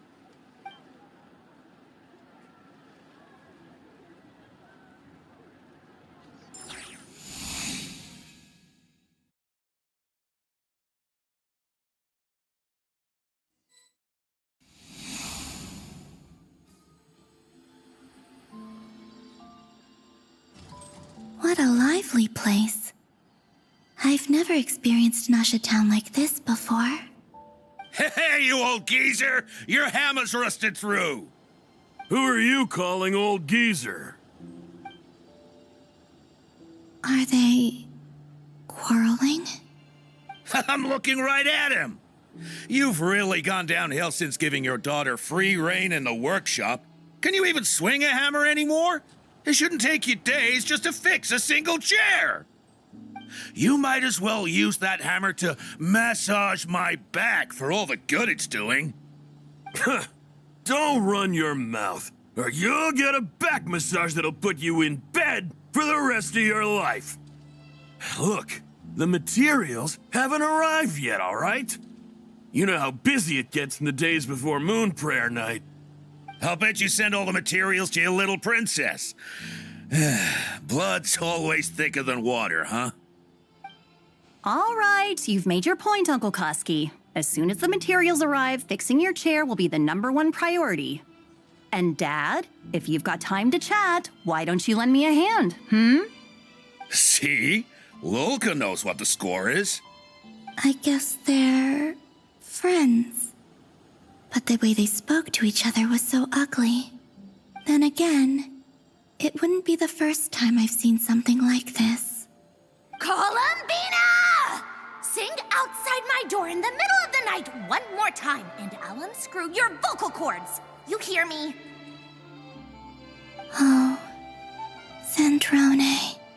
So that was her way of trying to be friends with me. What a pity. I won't get the chance to say any ugly things in reply.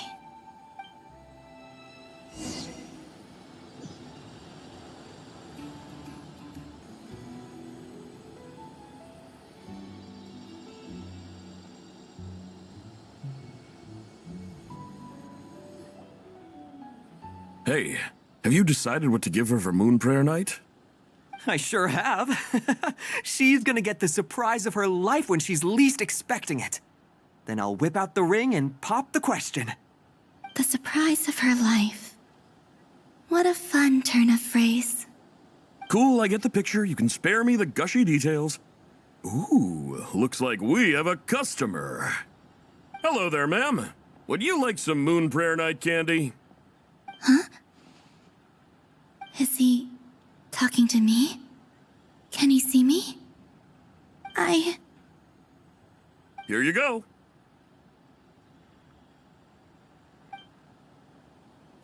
Oh.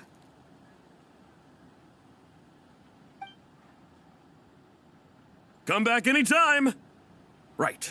Now, where were we? I don't know why, but I still held out hope.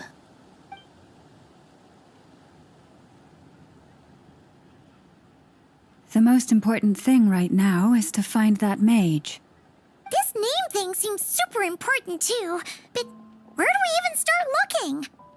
I'd better go pay the Fatui a visit.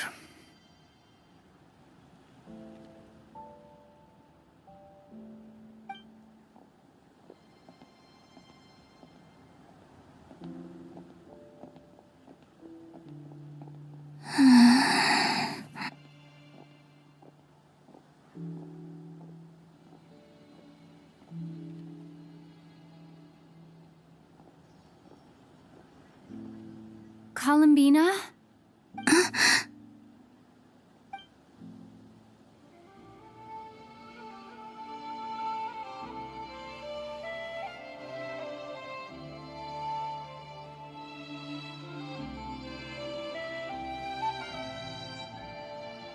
Traveler? Let's go! This is no time to be spacing out!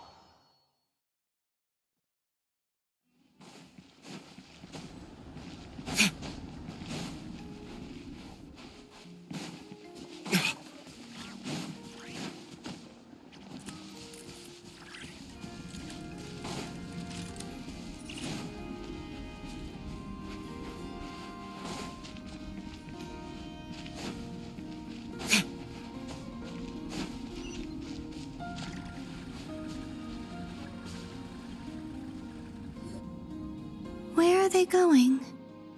They mentioned a mage and... a name? So, Mr. Varka, are you acquainted with this Nicole? Or should I call her Mage N? Not really. We've never met, though she has come up in conversation. From what I've gathered, Alice kinda took Nicole under her wing. Taught her how to speak in a more ladylike fashion, that kind of thing.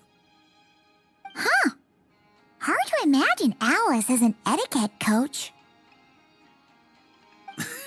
Yeah, Alice is a larger-than-life personality, I'll give you that.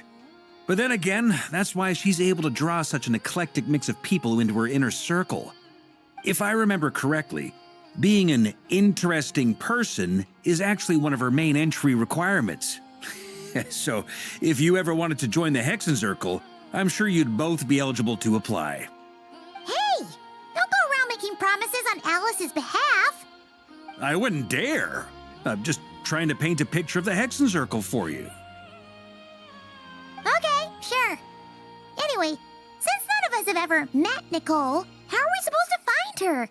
We can't just go up to every woman in sight and ask, "Hey, are you Nicole?" Maybe something she's wearing will give it away? Like a windbloom pinned to her chest or something. Wait a minute. Alice never said Nicole was from Mondstadt. Oh, true.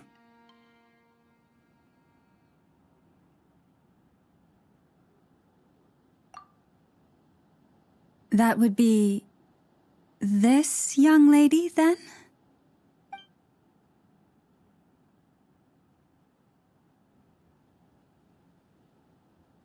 Hey there! Sorry to disturb you, but...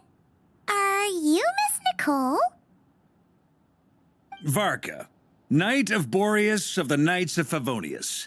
Alice might have mentioned me before. Mm-mm. Ah! Have we got the wrong person? Sorry. Well, this is awkward. When I shook my head, I meant, no, Alice hasn't mentioned you before.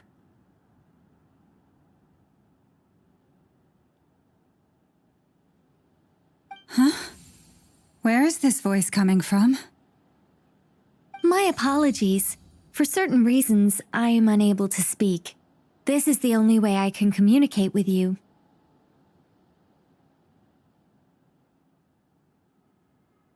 It might take some getting used to, but I hope you can understand.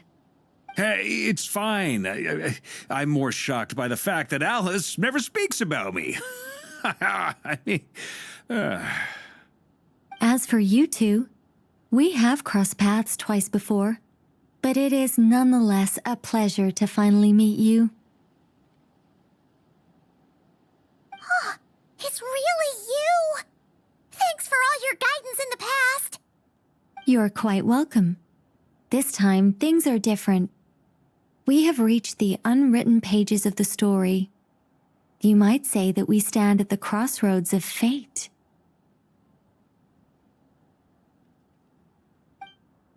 Now then, allow me to formally introduce myself. My name is... No, stop! Alice! I can't believe it! I had a whole speech prepared. I'd agonized over every single word. She always picks the worst moments to ruin other people's plans. I'm so sorry about that. Alice took the liberty of devising some bespoke self-introduction magic for each member of the Hexenzirkel. But I could have sworn I deleted all of the triggering conditions for it. How did it bypass everything? Oh gosh, this is so embarrassing. This is a very different side of Nicole than what we're used to. Is she not used to face-to-face interactions? Don't worry about it. We've seen that introduction magic once already, so it wasn't too much of a shock. Please go on, Miss Nicole.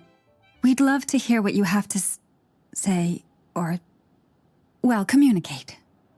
Huh? Are they talking to this lady? But... Will you all promise to forget that horrendously embarrassing introduction? Sorry? Embarrassing? When?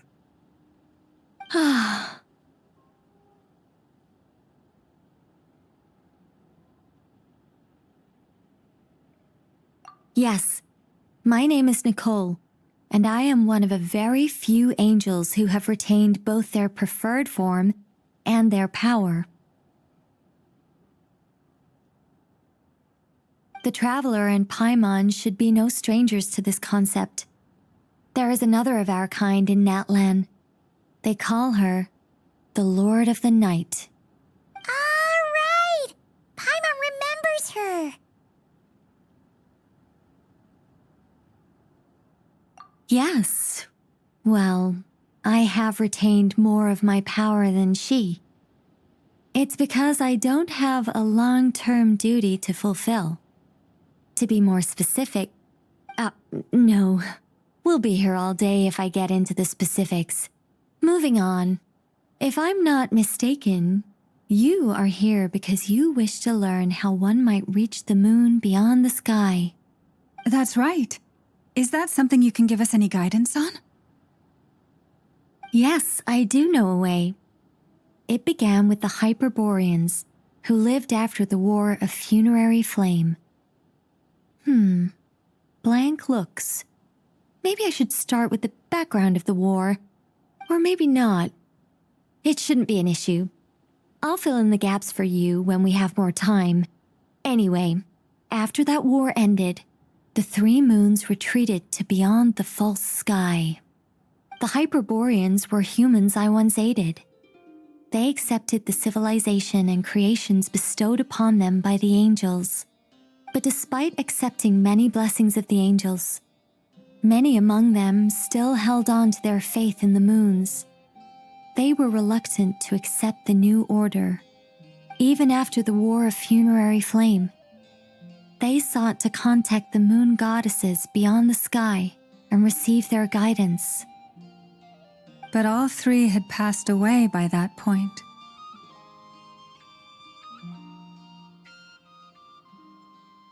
This mage has a unique method of communicating. Is she talking about the moons? Yes, but they did not know. And so, still they prayed for the moon goddess's mercy. After building titanic structures that consumed vast amounts of Kuvaki, at last they glimpsed the moons and heard their voices. But of course, they were gravely disappointed, for it was then that they realized the three moon goddesses were dead. Oh, that's such a sad story. It is. Humanity was in a very sorry state at that time. The angels who had once aided them were gone, and the War of Funerary Flames had left them homeless and destitute. Just a second, I gotta ask. How relevant is all this history to the task at hand? Well, I mean, it's... Okay, it seems we've drifted into irrelevant narrative waters. It's been a while since I've had the chance to speak inside someone's head. As soon as I got started, I lost control and the words just flowed out like a waterfall. What I'm trying to say is... Right, yes, that's it. The relevant part is the ritual created by the Hyperboreans. The fact that they bypassed the false sky and saw the true moons implies that they successfully built a connection between Tevat and the outside world. Which means, with enough Kuvaki and a sufficiently stable connection, it should be feasible to send one person over the border. Okay, so they built some kind of portal? Oh, yes. A portal. Yes. Is something wrong? You sound disappointed. I just didn't expect you to summarize it so well. It turns out I could have said all that in one word, if only I'd managed to think of it. No, please, it's fine. This is invaluable knowledge. I'll be sure to record and preserve everything in writing. Oh, really? Well, in that case, I suppose I could backtrack and add some more detail. I did gloss over a few things so far. Whoa, time out. let's summarize what we've got first. The Hyperboreans were the last ones to use this method, right? So we somehow need to find whatever structure they built and make sure there's enough Kuvaki to power it up. Luckily, we have the moon marrow of both the eternal and iridescent moons, so we're all good for Kuvaki. Which means the key issue we need to focus on is finding the place. Am I right so far? Yes. Although I expect the structure is long gone by now. That said, what if we could take advantage of the phantoms to travel back to a time when it still existed?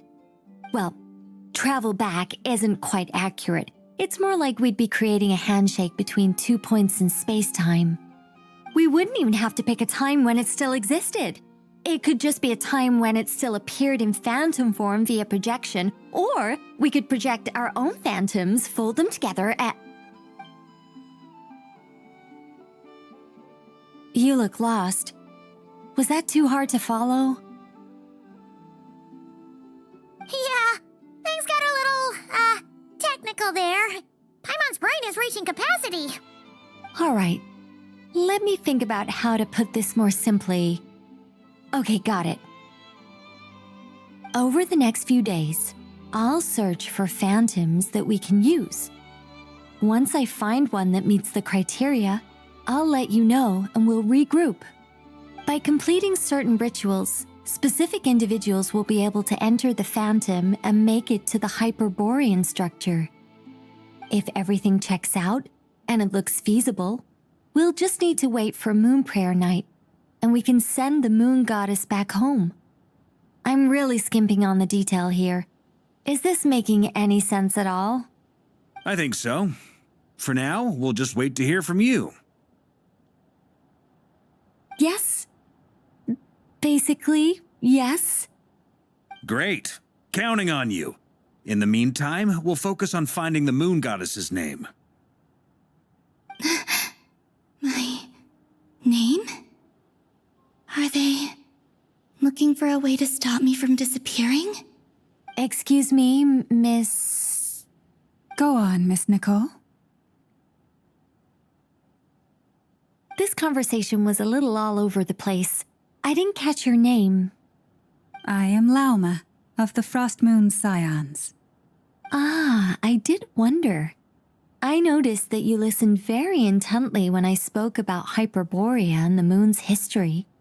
If you'd be interested, I'd love to visit you this evening and go through it again in greater detail. Also, if you were serious about making a record, it would be too risky to simply write down the raw details as is. I would suggest some tweaks. Maybe rewrite the stories as fairy tales or fables, perhaps even prayers. Anyway, we can cross that bridge when we come to it. So, see you later then? Oh, and no need to prepare anything.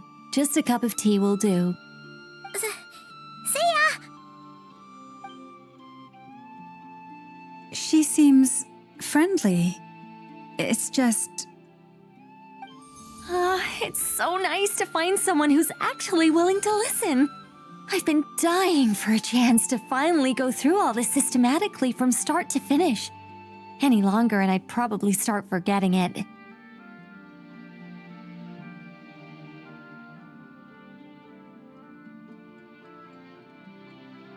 Now Paimon gets why Alice told us to mind our heads. Ha ha ha ha, what did I tell you? A lot of quirky people in Alice's orbit. Now then, the next order of business is, where do we start looking for the Moon Goddess's name? Maybe the rest of what Nicole has to say might give us some clues. Once I've heard her out, I'll summarize the salient points and share them with you all. I'm also inclined to review our other documents. Yes, our faith was first established by our Hyperborean ancestors, but many of the more factually accurate records are from after Kuthar's birth. Sounds like we're gonna follow Columbina's journey through Devat, huh?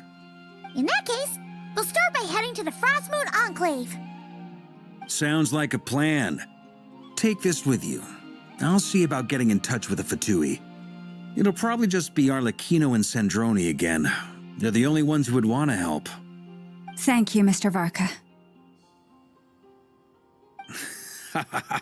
Don't mention it.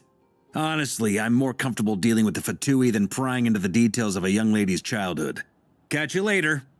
I should follow them, just in case there's some way that I can help.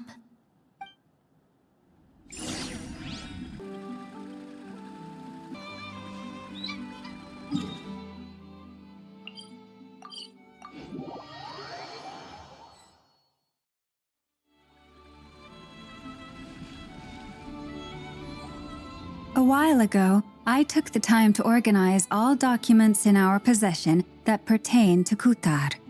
What you see here is the material I consider reliable. You're saying there's unreliable material too? Yes. Most of the information we have was transmitted through an oral tradition. Inevitably, some of her stories were mythologized and deified over the years through countless retellings. That's why I organized them into reliable and unreliable. There's no sense seeking answers in history unless we can ensure the veracity of the historical record. Makes sense.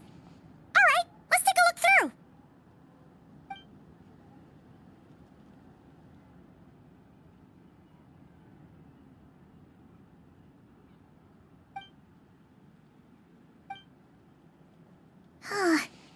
Almost all these records refer to Kutar instead of Columbina.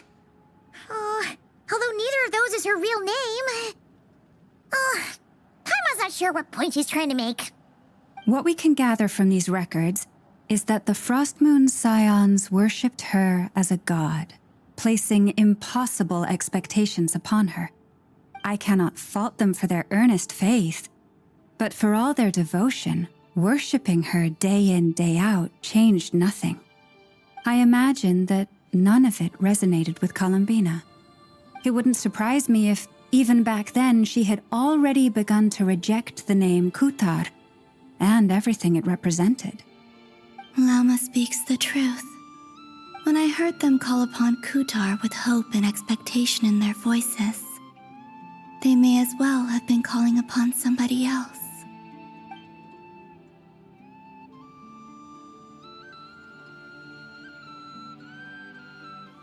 Well, that's a bit complicated. I looked at the level of detail, perceived authenticity, prose style, and how realistic their portrayal of Kutar seemed to be. Amongst the Frost Moon Scions of today, only I know of her existence, and I alone have spoken to her face to face. As such, I know that there are certain things she simply would never do.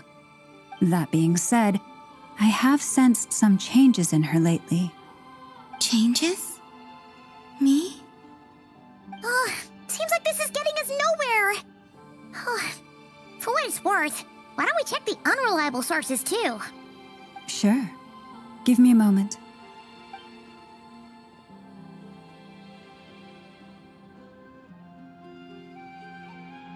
Exerting but a fraction of her divine might, Kutar sheared a great mass from the snow-capped mountain and cast it into the sea, upon whose surface shone the mirror image of the moon.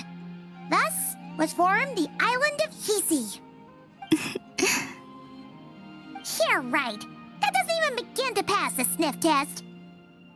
The 3 moons are naught but lies through and through. Only one moon has ever shone for us, and Kutar is her name.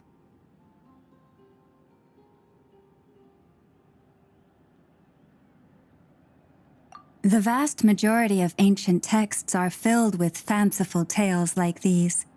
I trust you understand my criteria a little better now. Kutar did not speak, merely gazing into the distance in silence. And where her gaze landed, this was her prophecy. Clearly, whoever wrote this text never even met Kutar. Otherwise, they'd know that her eyes are always closed. What about you, Traveler? What are you reading?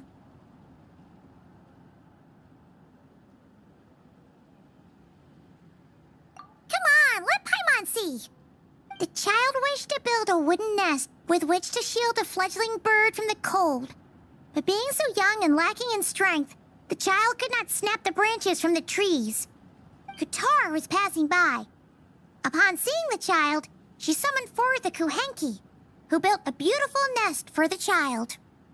I remember that.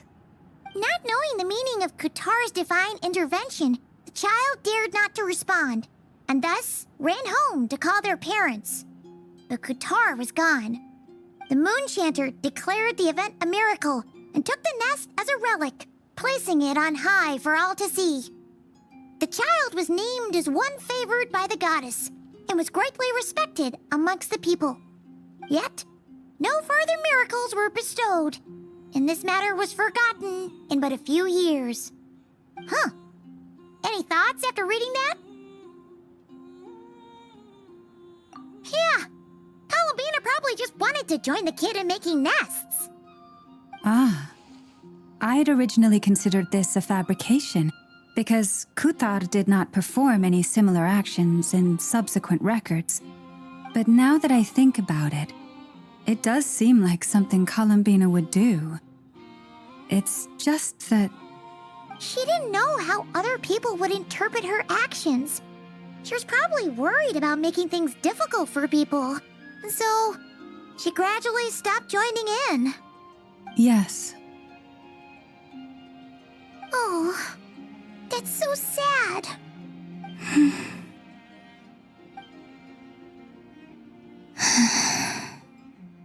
And now, I can make no such gestures of warmth, even if I want to.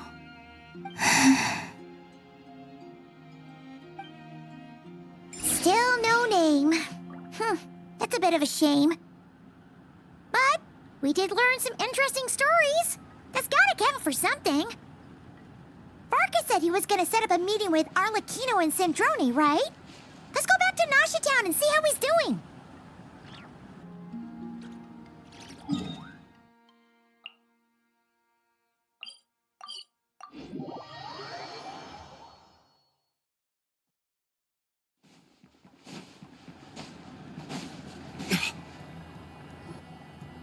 Let's see. There's Varka. Oh, and it's Durin and Albedo too.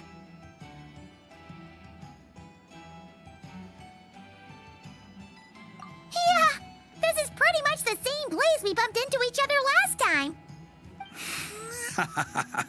I convinced them to stick around a little longer. We were all waiting on people, so I figured having a little company would help pass the time. Ah, so you've been waiting for us? Does this mean that you've already arranged things with the Fatui? Sure does. Now you're back, we can go meet up with them together. How'd your investigation at the Frost Moon Enclave go? Well, we didn't find out Columbina's true name. But apart from that, it went pretty well. Aha, just as well that I didn't tag along then. I'm sure our moon goddess wouldn't want every man and his dog knowing all about her private life. Still, desperate times, desperate measures, I guess. Someone had to do it. So, Varka was waiting on us, but what about you two? Are you waiting for Alice? Oh, no, we already met with her. We discussed that experiment I mentioned to you last time. Oh, and she also handed me this communication device.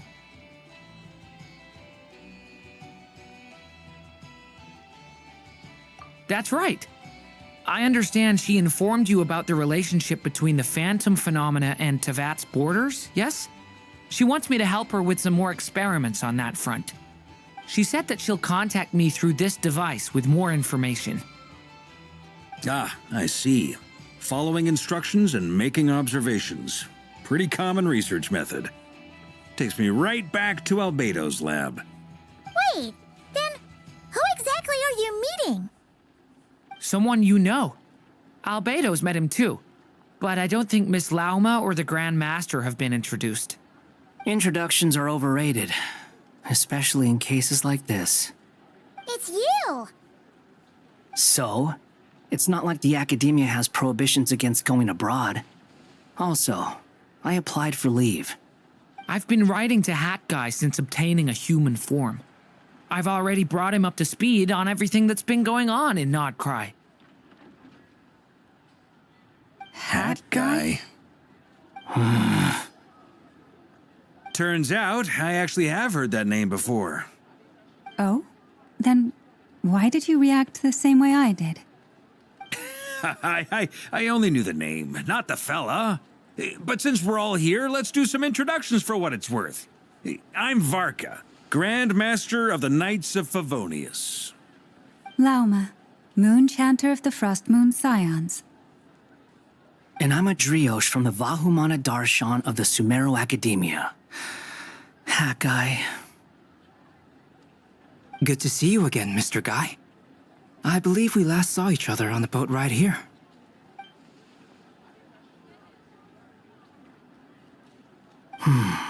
Mind you, the only reason I came here is because there's someone I want to look into. Who's that? The Doctor, also known as Dottore, second of the Fatui Harbingers. From the tone of your voice, it sounds like there's bad blood between you. I was reviewing our archives and noticed that a lot of information about him was missing. Left a bad taste in my mouth. That's all there is to it.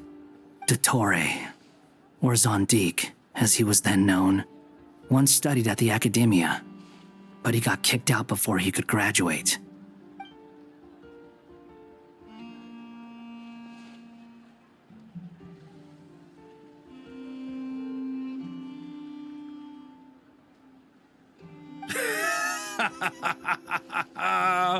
So the Harbinger's #2 man is a college dropout?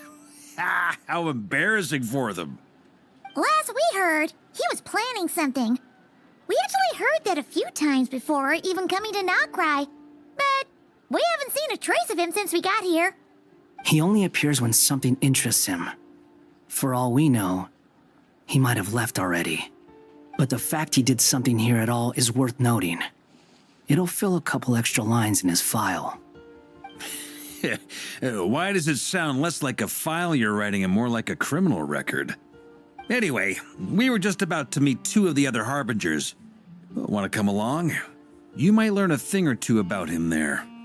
Sure. Even though they're Harbingers, well, they're old acquaintances of ours, so, you know, when you talk to them, try to be... I got it. The Frost Moon Scions' relations with the Fatui remain tense. Forgive me if I do not attend. In that case, we'll continue assisting Miss Alice with her experiments. Good stuff. Everyone's having a fruitful time. All right, we better get going. I'll lead the way.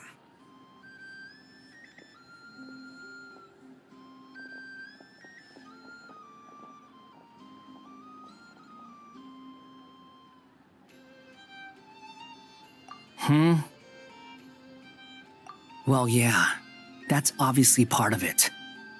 But I'm not the only one who has a score to settle with him. Neither you, nor Lesser Lord Kusanali, nor I want to see him meddling with things again. What's the hurry? Don't worry. Pigeons always know which way home is.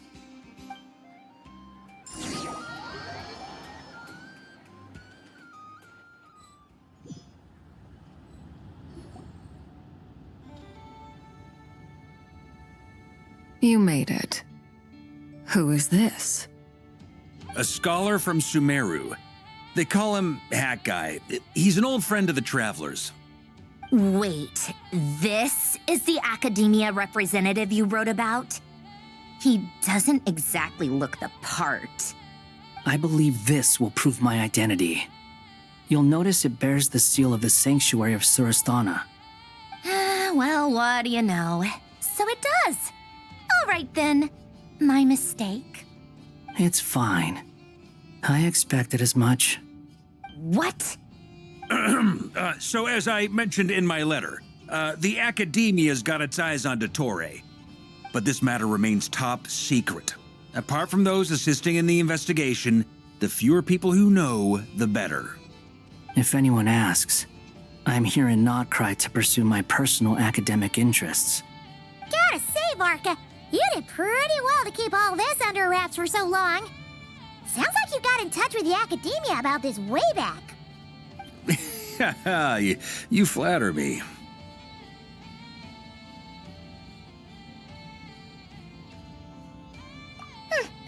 Where do I even start?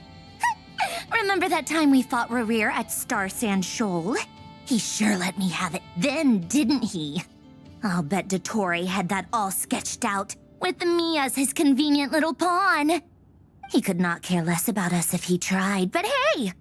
The feeling's mutual. Does Dottore really strike you as the sort who values his relationships with his colleagues? Fair point. Definitely not. Which is why I always keep my guard up whenever he starts making suspicious moves. To that extent, our motivations align. On top of which, I consider you trustworthy people. Now, back on topic. In the wake of the Reikir of Solnari episode, Sandrone and I grew suspicious about Dottore's complete inaction during the entire affair. So we tried to find out what he'd been up to, but unfortunately to no avail. He never lets anyone in on his plans. The more he cares about something, the more secretive he gets. Indeed. Perhaps he believes that by keeping a low profile, he can avoid trouble. But that trick isn't going to work on his colleagues. Yeah, I mean, he's been researching the ancient moon's remnants. And he's been trying to get his paws on the moon marrows. Only an idiot would believe he doesn't have something more planned. With this in mind, I returned to Snezhnaya and relayed my thoughts to Her Majesty the Tsaritsa, entreating her to have him recalled. That's pretty direct. Did the Tsaritsa agree? Yes. I made it abundantly clear that the Fatui's business in Notcry is almost concluded, and we do not need 3 harbingers in this territory. Her Majesty concurred. Accordingly, Dottore has returned at her orders. I imagine he is continuing with experiments, which no one besides he would ever have any interest in. Common sense might mean nothing to him, but he's not stupid. He knows that no good can come from opposing the Tsaritsa. Smarts alone won't get him all the way. He needs the Rooster's resources and Regrator's Mora, both of which the Tsaritsa can strip from him by waggling a finger. But doesn't he have a track record of publicly following orders while going against them in private? He probably has it down to a fine art by now. Wouldn't put it past him. We worked together on a research project once. Only briefly, but it was enough to show me that we're fundamentally different people. He has no interest in doing things methodically, stage by stage. His thoughts jump all over the place, and the moment his curiosity is satisfied, or he gets the results he wants, he disappears. The only similarity we share is that, once we set our minds on doing something, we will see it done, whatever it takes. Oh, we definitely saw some of that in your battle with Rerir. You got so competitive. Ugh, do not remind me. Then I believe we all concur. Dottore will not simply give up. Fantastic. Now this is turning into a whole day of unpleasant memories. Ugh. Are you talking about the moon marrow stuff? He also strikes me as the kind of person to disregard experimental regulations, ruin all the equipment, and go way over budget. Then leave the first person he can find to deal with the fallout. Exactly. This one time, he was running some high-temperature experiment and the substance exploded. But does he care? No. He orders his subordinates to open the device so he can observe the results, which causes the gas inside to leak out. That gas was poisonous. If I hadn't been there, who knows how many people might have died. And after all that, he left while I was still cleaning up after his mess. What a waste of time, he said. Waste of time? The nerve! He wasted my time! You've been bottling that up for a while, huh? Hat guy, I must say, you seem awfully familiar with internal Fatui affairs. Especially when it comes to Dottore. Thank you, Lady Harbingers, for providing such valuable information. I have no other questions for now, so I'll be on my way. Wait, what? You're just gonna leave? You're welcome to join if you want. Ugh. Just when Paimon thought he'd finally mellowed out. He makes quite the impression. I'll say. I've met tons of headstrong people, but not many of them would join me in bad-mouthing Dottore. Anyway, back to the main agenda. Barca, you said that Columbina has gone missing? Or rather, disappeared. Yeah. We're working on building a connection between her and this world. The simplest method is to find out her real name. I've actually asked her that question before, but she said she didn't know. Considering our relationship, I doubt she was lying to me.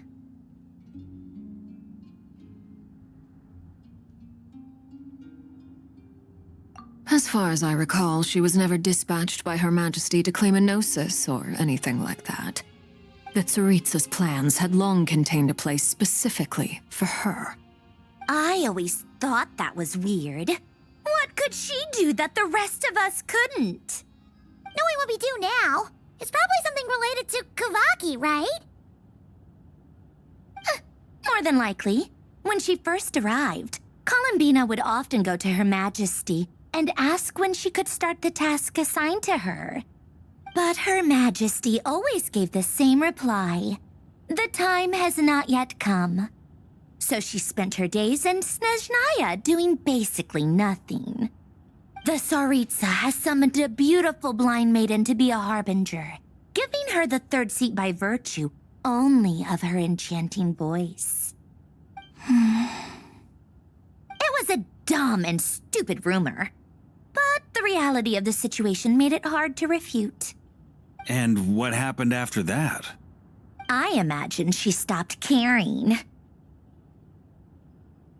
She no longer seemed to care why she had been recruited, and Her Majesty never gave her any missions, so she just continued to sing in the flower garden. For my part, I was busy. So busy, in fact, that watching someone be that idle had me fuming. But still, I got the sense that she had long been used to a life of other people claiming she was needed when she wasn't. I just felt that having a place to stay would cost me something eventually. And so I waited quietly for the day that I would have to pay the price. And on the other end of that spectrum, you had me. Someone once told me that I had the lousiest work and the toughest luck. That's a good way of putting it. I forget who said it, but those words have always stuck with me.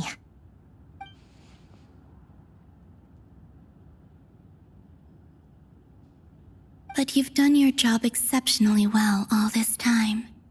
Because at heart, you are a conscientious person. What is it? Something come to mind?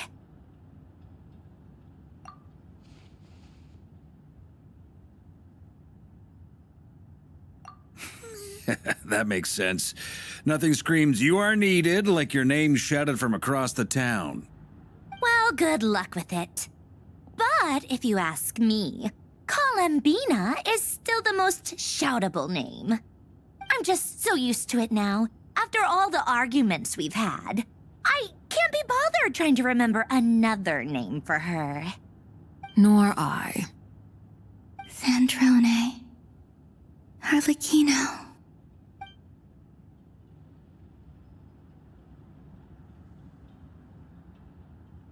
Huh! It's a Sealy! Does that mean Nicole has news for us? Ladies, I thank you for your hospitality. If the chance ever comes up, I definitely owe you both a drink sometime. I'm sure it will. You can make your own way out. Heck, you've been here enough times, you probably know your way around better than I do. Okay, time to do what adventurers do best. Follow that Sealy!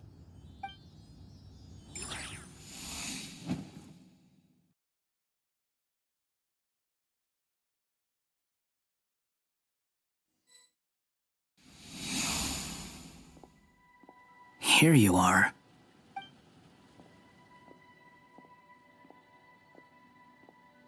Oh, that guy. How come you're back so soon? Did things go all right with the Fatui? Fine. Dotori's been summoned home by the Tsaritsa. Couldn't get much more than that. How about you? Any progress with the investigation? Unfortunately not. We've tried everything. Different phantoms, different locations, different points in history. But the results are the same each time. Abyssal monsters roaming the land. People crying out in despair, with no hope of being rescued. Every time I see it, I can't help but think, is this what it was like in Mondstadt when Dragonspine Durin attacked? And if I fail in the task I've been given, will I create yet another tragedy? That's just meaningless speculation. When we encountered similar phenomena previously, I tried to interfere with those illusions, using sounds and lights to guide them. However, we could not change their fates. At most, we were able to extend their existences. The events of the past are like fate that has been written into Irminsul. There isn't a living thing in Teyvat that can escape its past. But Miss Alice instructed us to try to find ways to change the outcome that these phantoms face. It's an impossible task. Can't you just refuse? Since she asked us to do this, I feel like it can't truly be impossible. Or if it is, well, mages can make the impossible possible. I could not have been born as Durin otherwise. But you also said that your past 39 attempts were fruitless. That's true. But you're still going. Yes. After this many futile attempts, surely you realize that you're not doing this because you still believe what some mage told you. It's because you want her hypothesis to come true. It's something you wish for deep inside. So, think for yourself about what you want to do. As long as you don't believe it's futile, it isn't. Yeah. Previous experience indicates that we cannot touch the phantoms, which limits the effectiveness of our interventions. If we want to clear this hurdle, we need to break this rule somehow. Same thought here. Following the same rules means repeating the same failures. Reducing ourselves to mere playthings of fate. So you mean we need to figure out a way to make contact with them despite knowing that we can't? Yes, and I suspect that's something only you are capable of. Everything in Teyvat is logged in Irminsul, but the withering that once occurred in Sumeru was a sign that the Great World Tree was being corrupted. This corruption allowed things that should not have existed in Teyvat to appear. This is tantamount to rewriting reality to an extent. You're saying abyssal power might be able to affect those phantoms? No one's ever tried it before. If you're gonna try it, it'll take courage. And you have to be confident that you can control it. Is anyone there? Has anyone seen my daughter? She's missing. I have to find her. I hear someone inside. Spargana? Are you in there? Ah! If I can use my abyssal powers to warn him that there is danger here, maybe it'll change his decision. Maybe he'll stay away. Yes. The important thing is not the nature of the power, but rather how you use it. To intimidate and obstruct, Sounds about right for the Abyss. Let me try. I should be able to influence that thing. Have you seen a little girl? What? This isn't the time for that! Just run!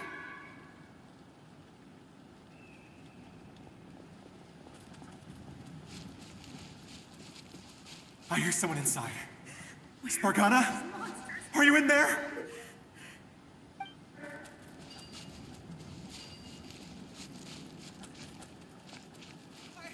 I don't want to die! Ah! Have you seen a little girl? What? This isn't the time for that! Just run!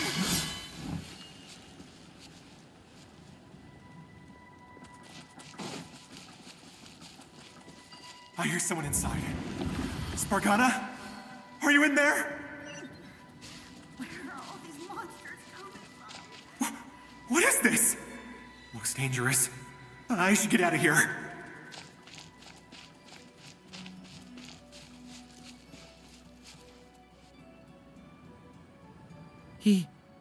He really left. Ha! We did it! Don't celebrate too soon. Follow him. See what he does next.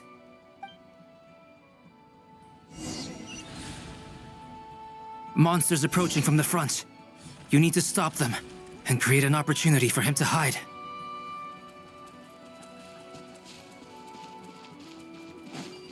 No! There's monsters ahead!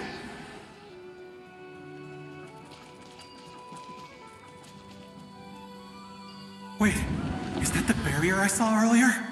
Why is it appearing now? It's as if someone's controlling it.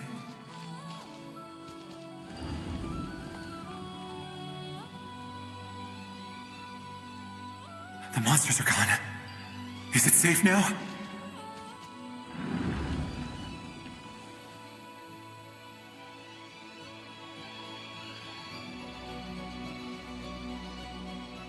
The barrier's gone too. How odd. Anyway, I guess I'll keep going. Quickly, let's keep up.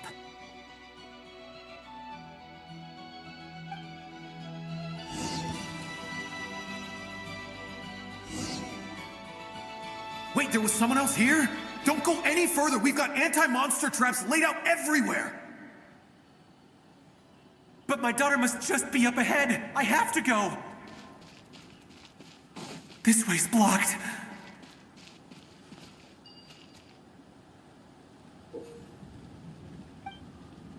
We might be able to use the explosives over there, but we need to take care not to hurt him.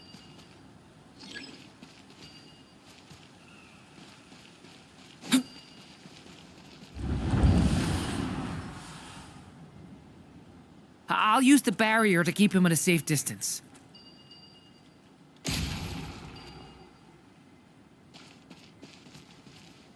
This barrier seems to be helping me somehow.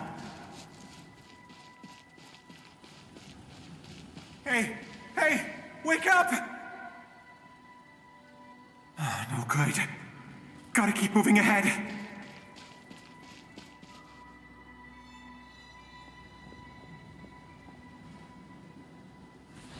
So many monsters! There's still a chance, Durin. Use the traps.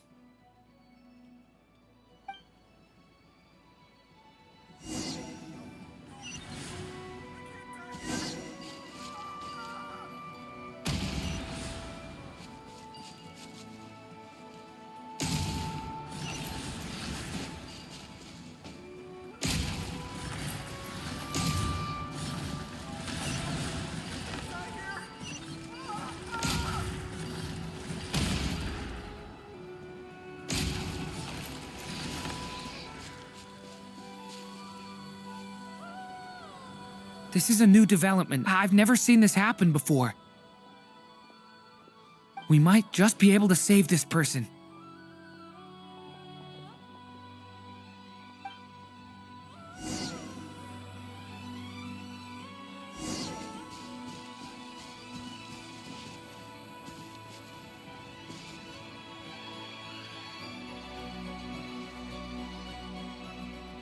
Hello there.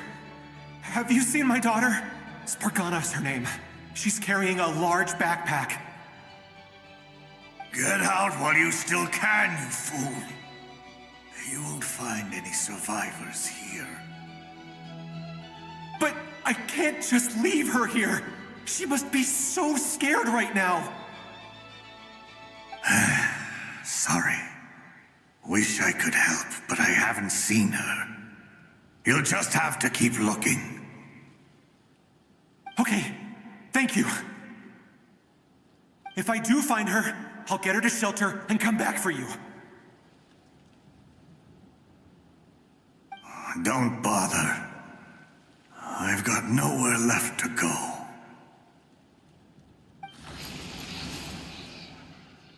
What's that noise? Monster! No, if he goes inside, he'll be walking into a trap. Let's try this once more. This time, we have to stop him.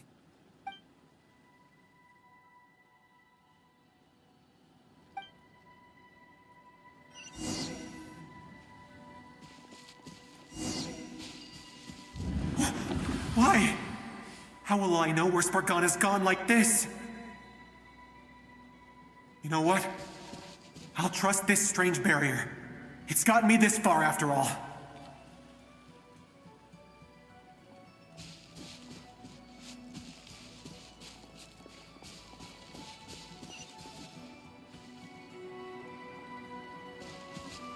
Spargana, are you there?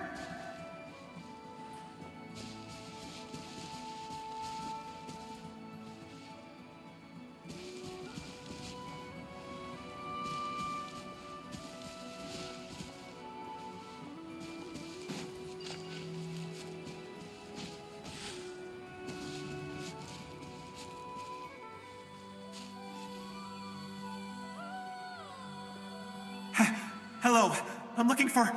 Huh? Looking for what? Everything here belongs to me. Get 'em, boys!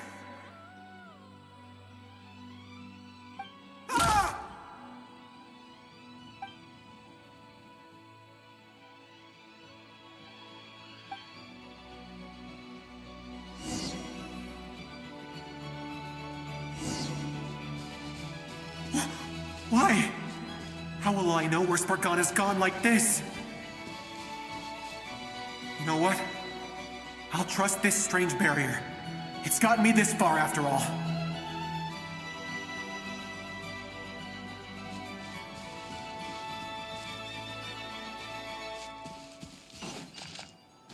What? What's this? Spargana, are you there?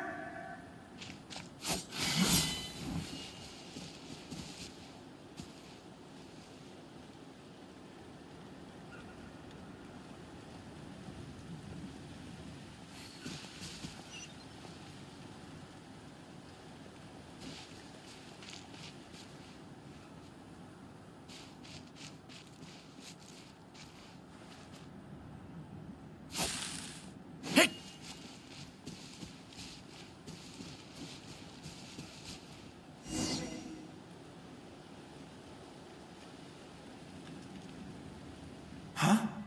That looks like one of my daughter's books! Thank you. Thank you! Yes, it's one of hers for sure. That's her name on it right there. She left her backpack here.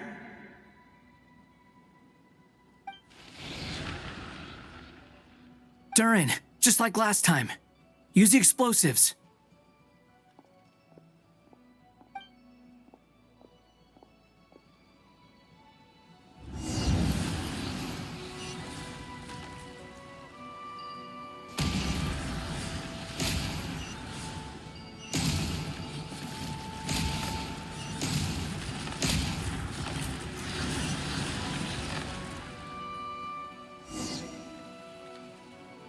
It won't work.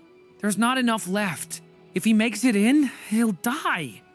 But then, this clue could be the key to him finding his daughter. It might not be the only one. Better he misses that clue then loses his life. I guess so.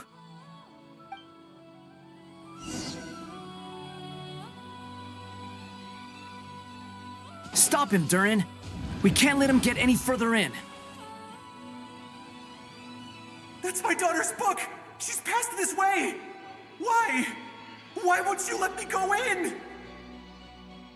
I've searched and searched and searched just for this! But how will I find her without any clues? I no longer have anywhere else to go.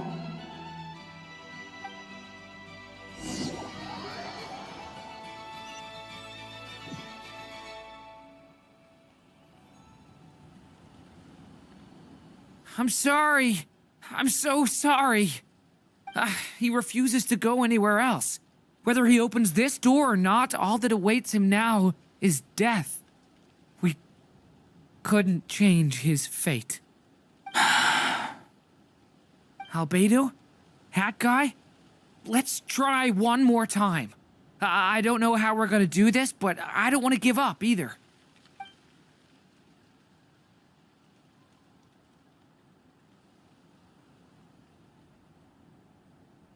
Why am I here? What's going on? All these scenes running through my head. Where are they from? Huh? What's going on? His reactions have changed. How many times have I... What's happening to me? Huh? Wait, who are you? You can see us now? I feel like I always could, but that I only just realized you were there. I'm sorry, I don't know how to describe what I'm feeling. But you were the ones guiding me using that marked barrier, right? I haven't done anything yet, but those monsters, those deaths, they feel like memories. Like things I really did experience. I won't find my daughter. In fact, I'll ultimately die trying to find her. Isn't that right? Well, no, it isn't. Yes, it is. Even so, we're trying to find a way out of this. You've not seen my daughter either, have you? It seems she really isn't here.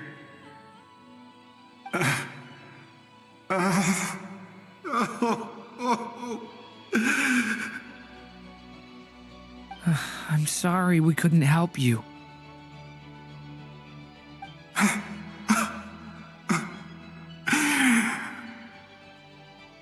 I'm just tired. Maybe this is destiny. Maybe it doesn't matter how hard I search. How long do I have left? Experience says 15 to 20 minutes. 15 to 20. Thank you for all your help. Let's rest a while. You look exhausted too. Now's not the time for you to start pitying us. It's not pity. I'm just realizing that I've only got 10 or so minutes left. You know?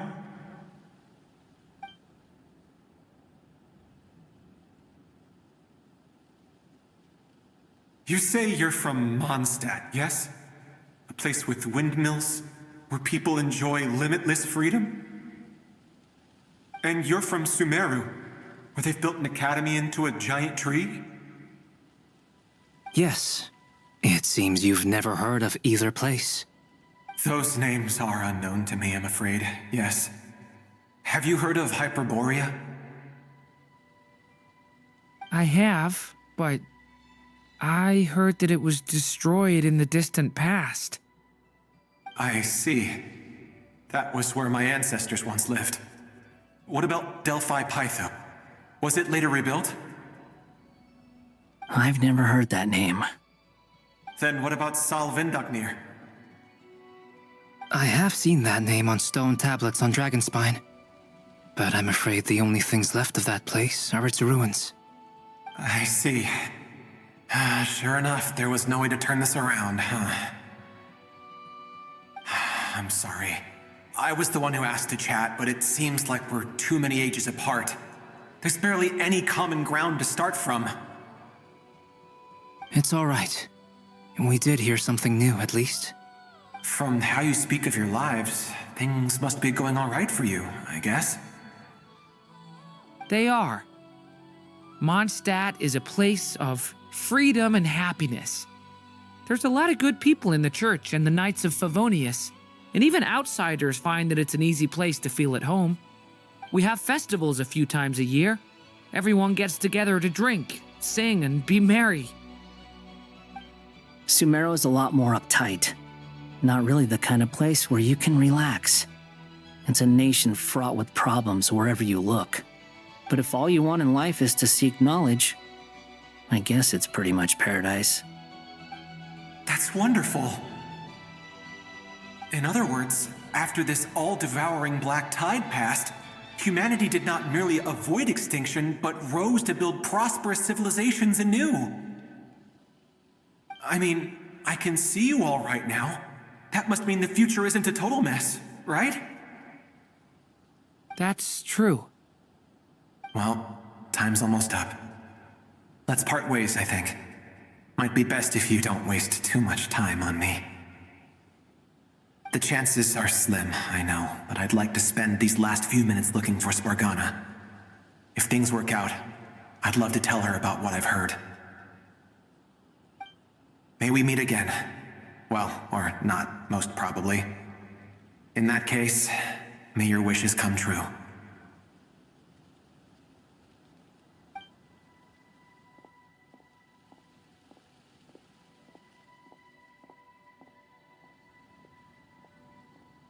He's gone. In a few minutes, he will meet the end that was his to begin with. The ending of this tale did not change, but I believe that we've just made the most progress we have yet. May your wishes come true. If only it were so simple. Hat Guy, could I ask you a question? You've never talked about your past. It seems complicated, and it weighs heavily on you, too. Would you be willing to tell me about it? I mean, sometimes it's better to get things out in the open. Take that guy we try to help, for instance. At least he said goodbye with a smile, right? I know about Albedo's past. Our experiences are very similar, and he created me.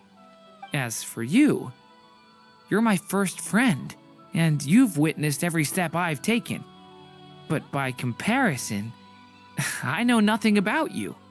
Either way, I mean, we're still best friends. But if I knew more about you, I might understand your thoughts a bit better. I've told you about myself. I'm a student at the academia. And what did you do before that? Prepared for the entrance exam? All right. If you really don't want to talk about it, I won't press you any further. I was a puppet built from the branches of a white tree, using technology left behind by the Conrian schools of mechanical engineering. A white tree? You mean an Irminsul tree? Yes, a branch of Irminsul that was once connected to the main tree. So you had a human creator too? Yeah, but my creator abandoned me after deciding that I was a failure. After that,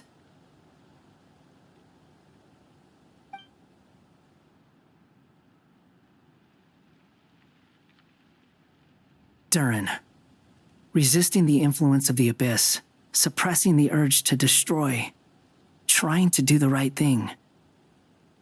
None of these things are easy, but no matter how hard they are, trying to rewrite past wrongs is far harder. You asked me if you would create a new tragedy if you failed. I told you there was no point speculating about that, but the real answer is, yes, you absolutely will. That guy. But at least you've got people here to help steer you away from the wrong path.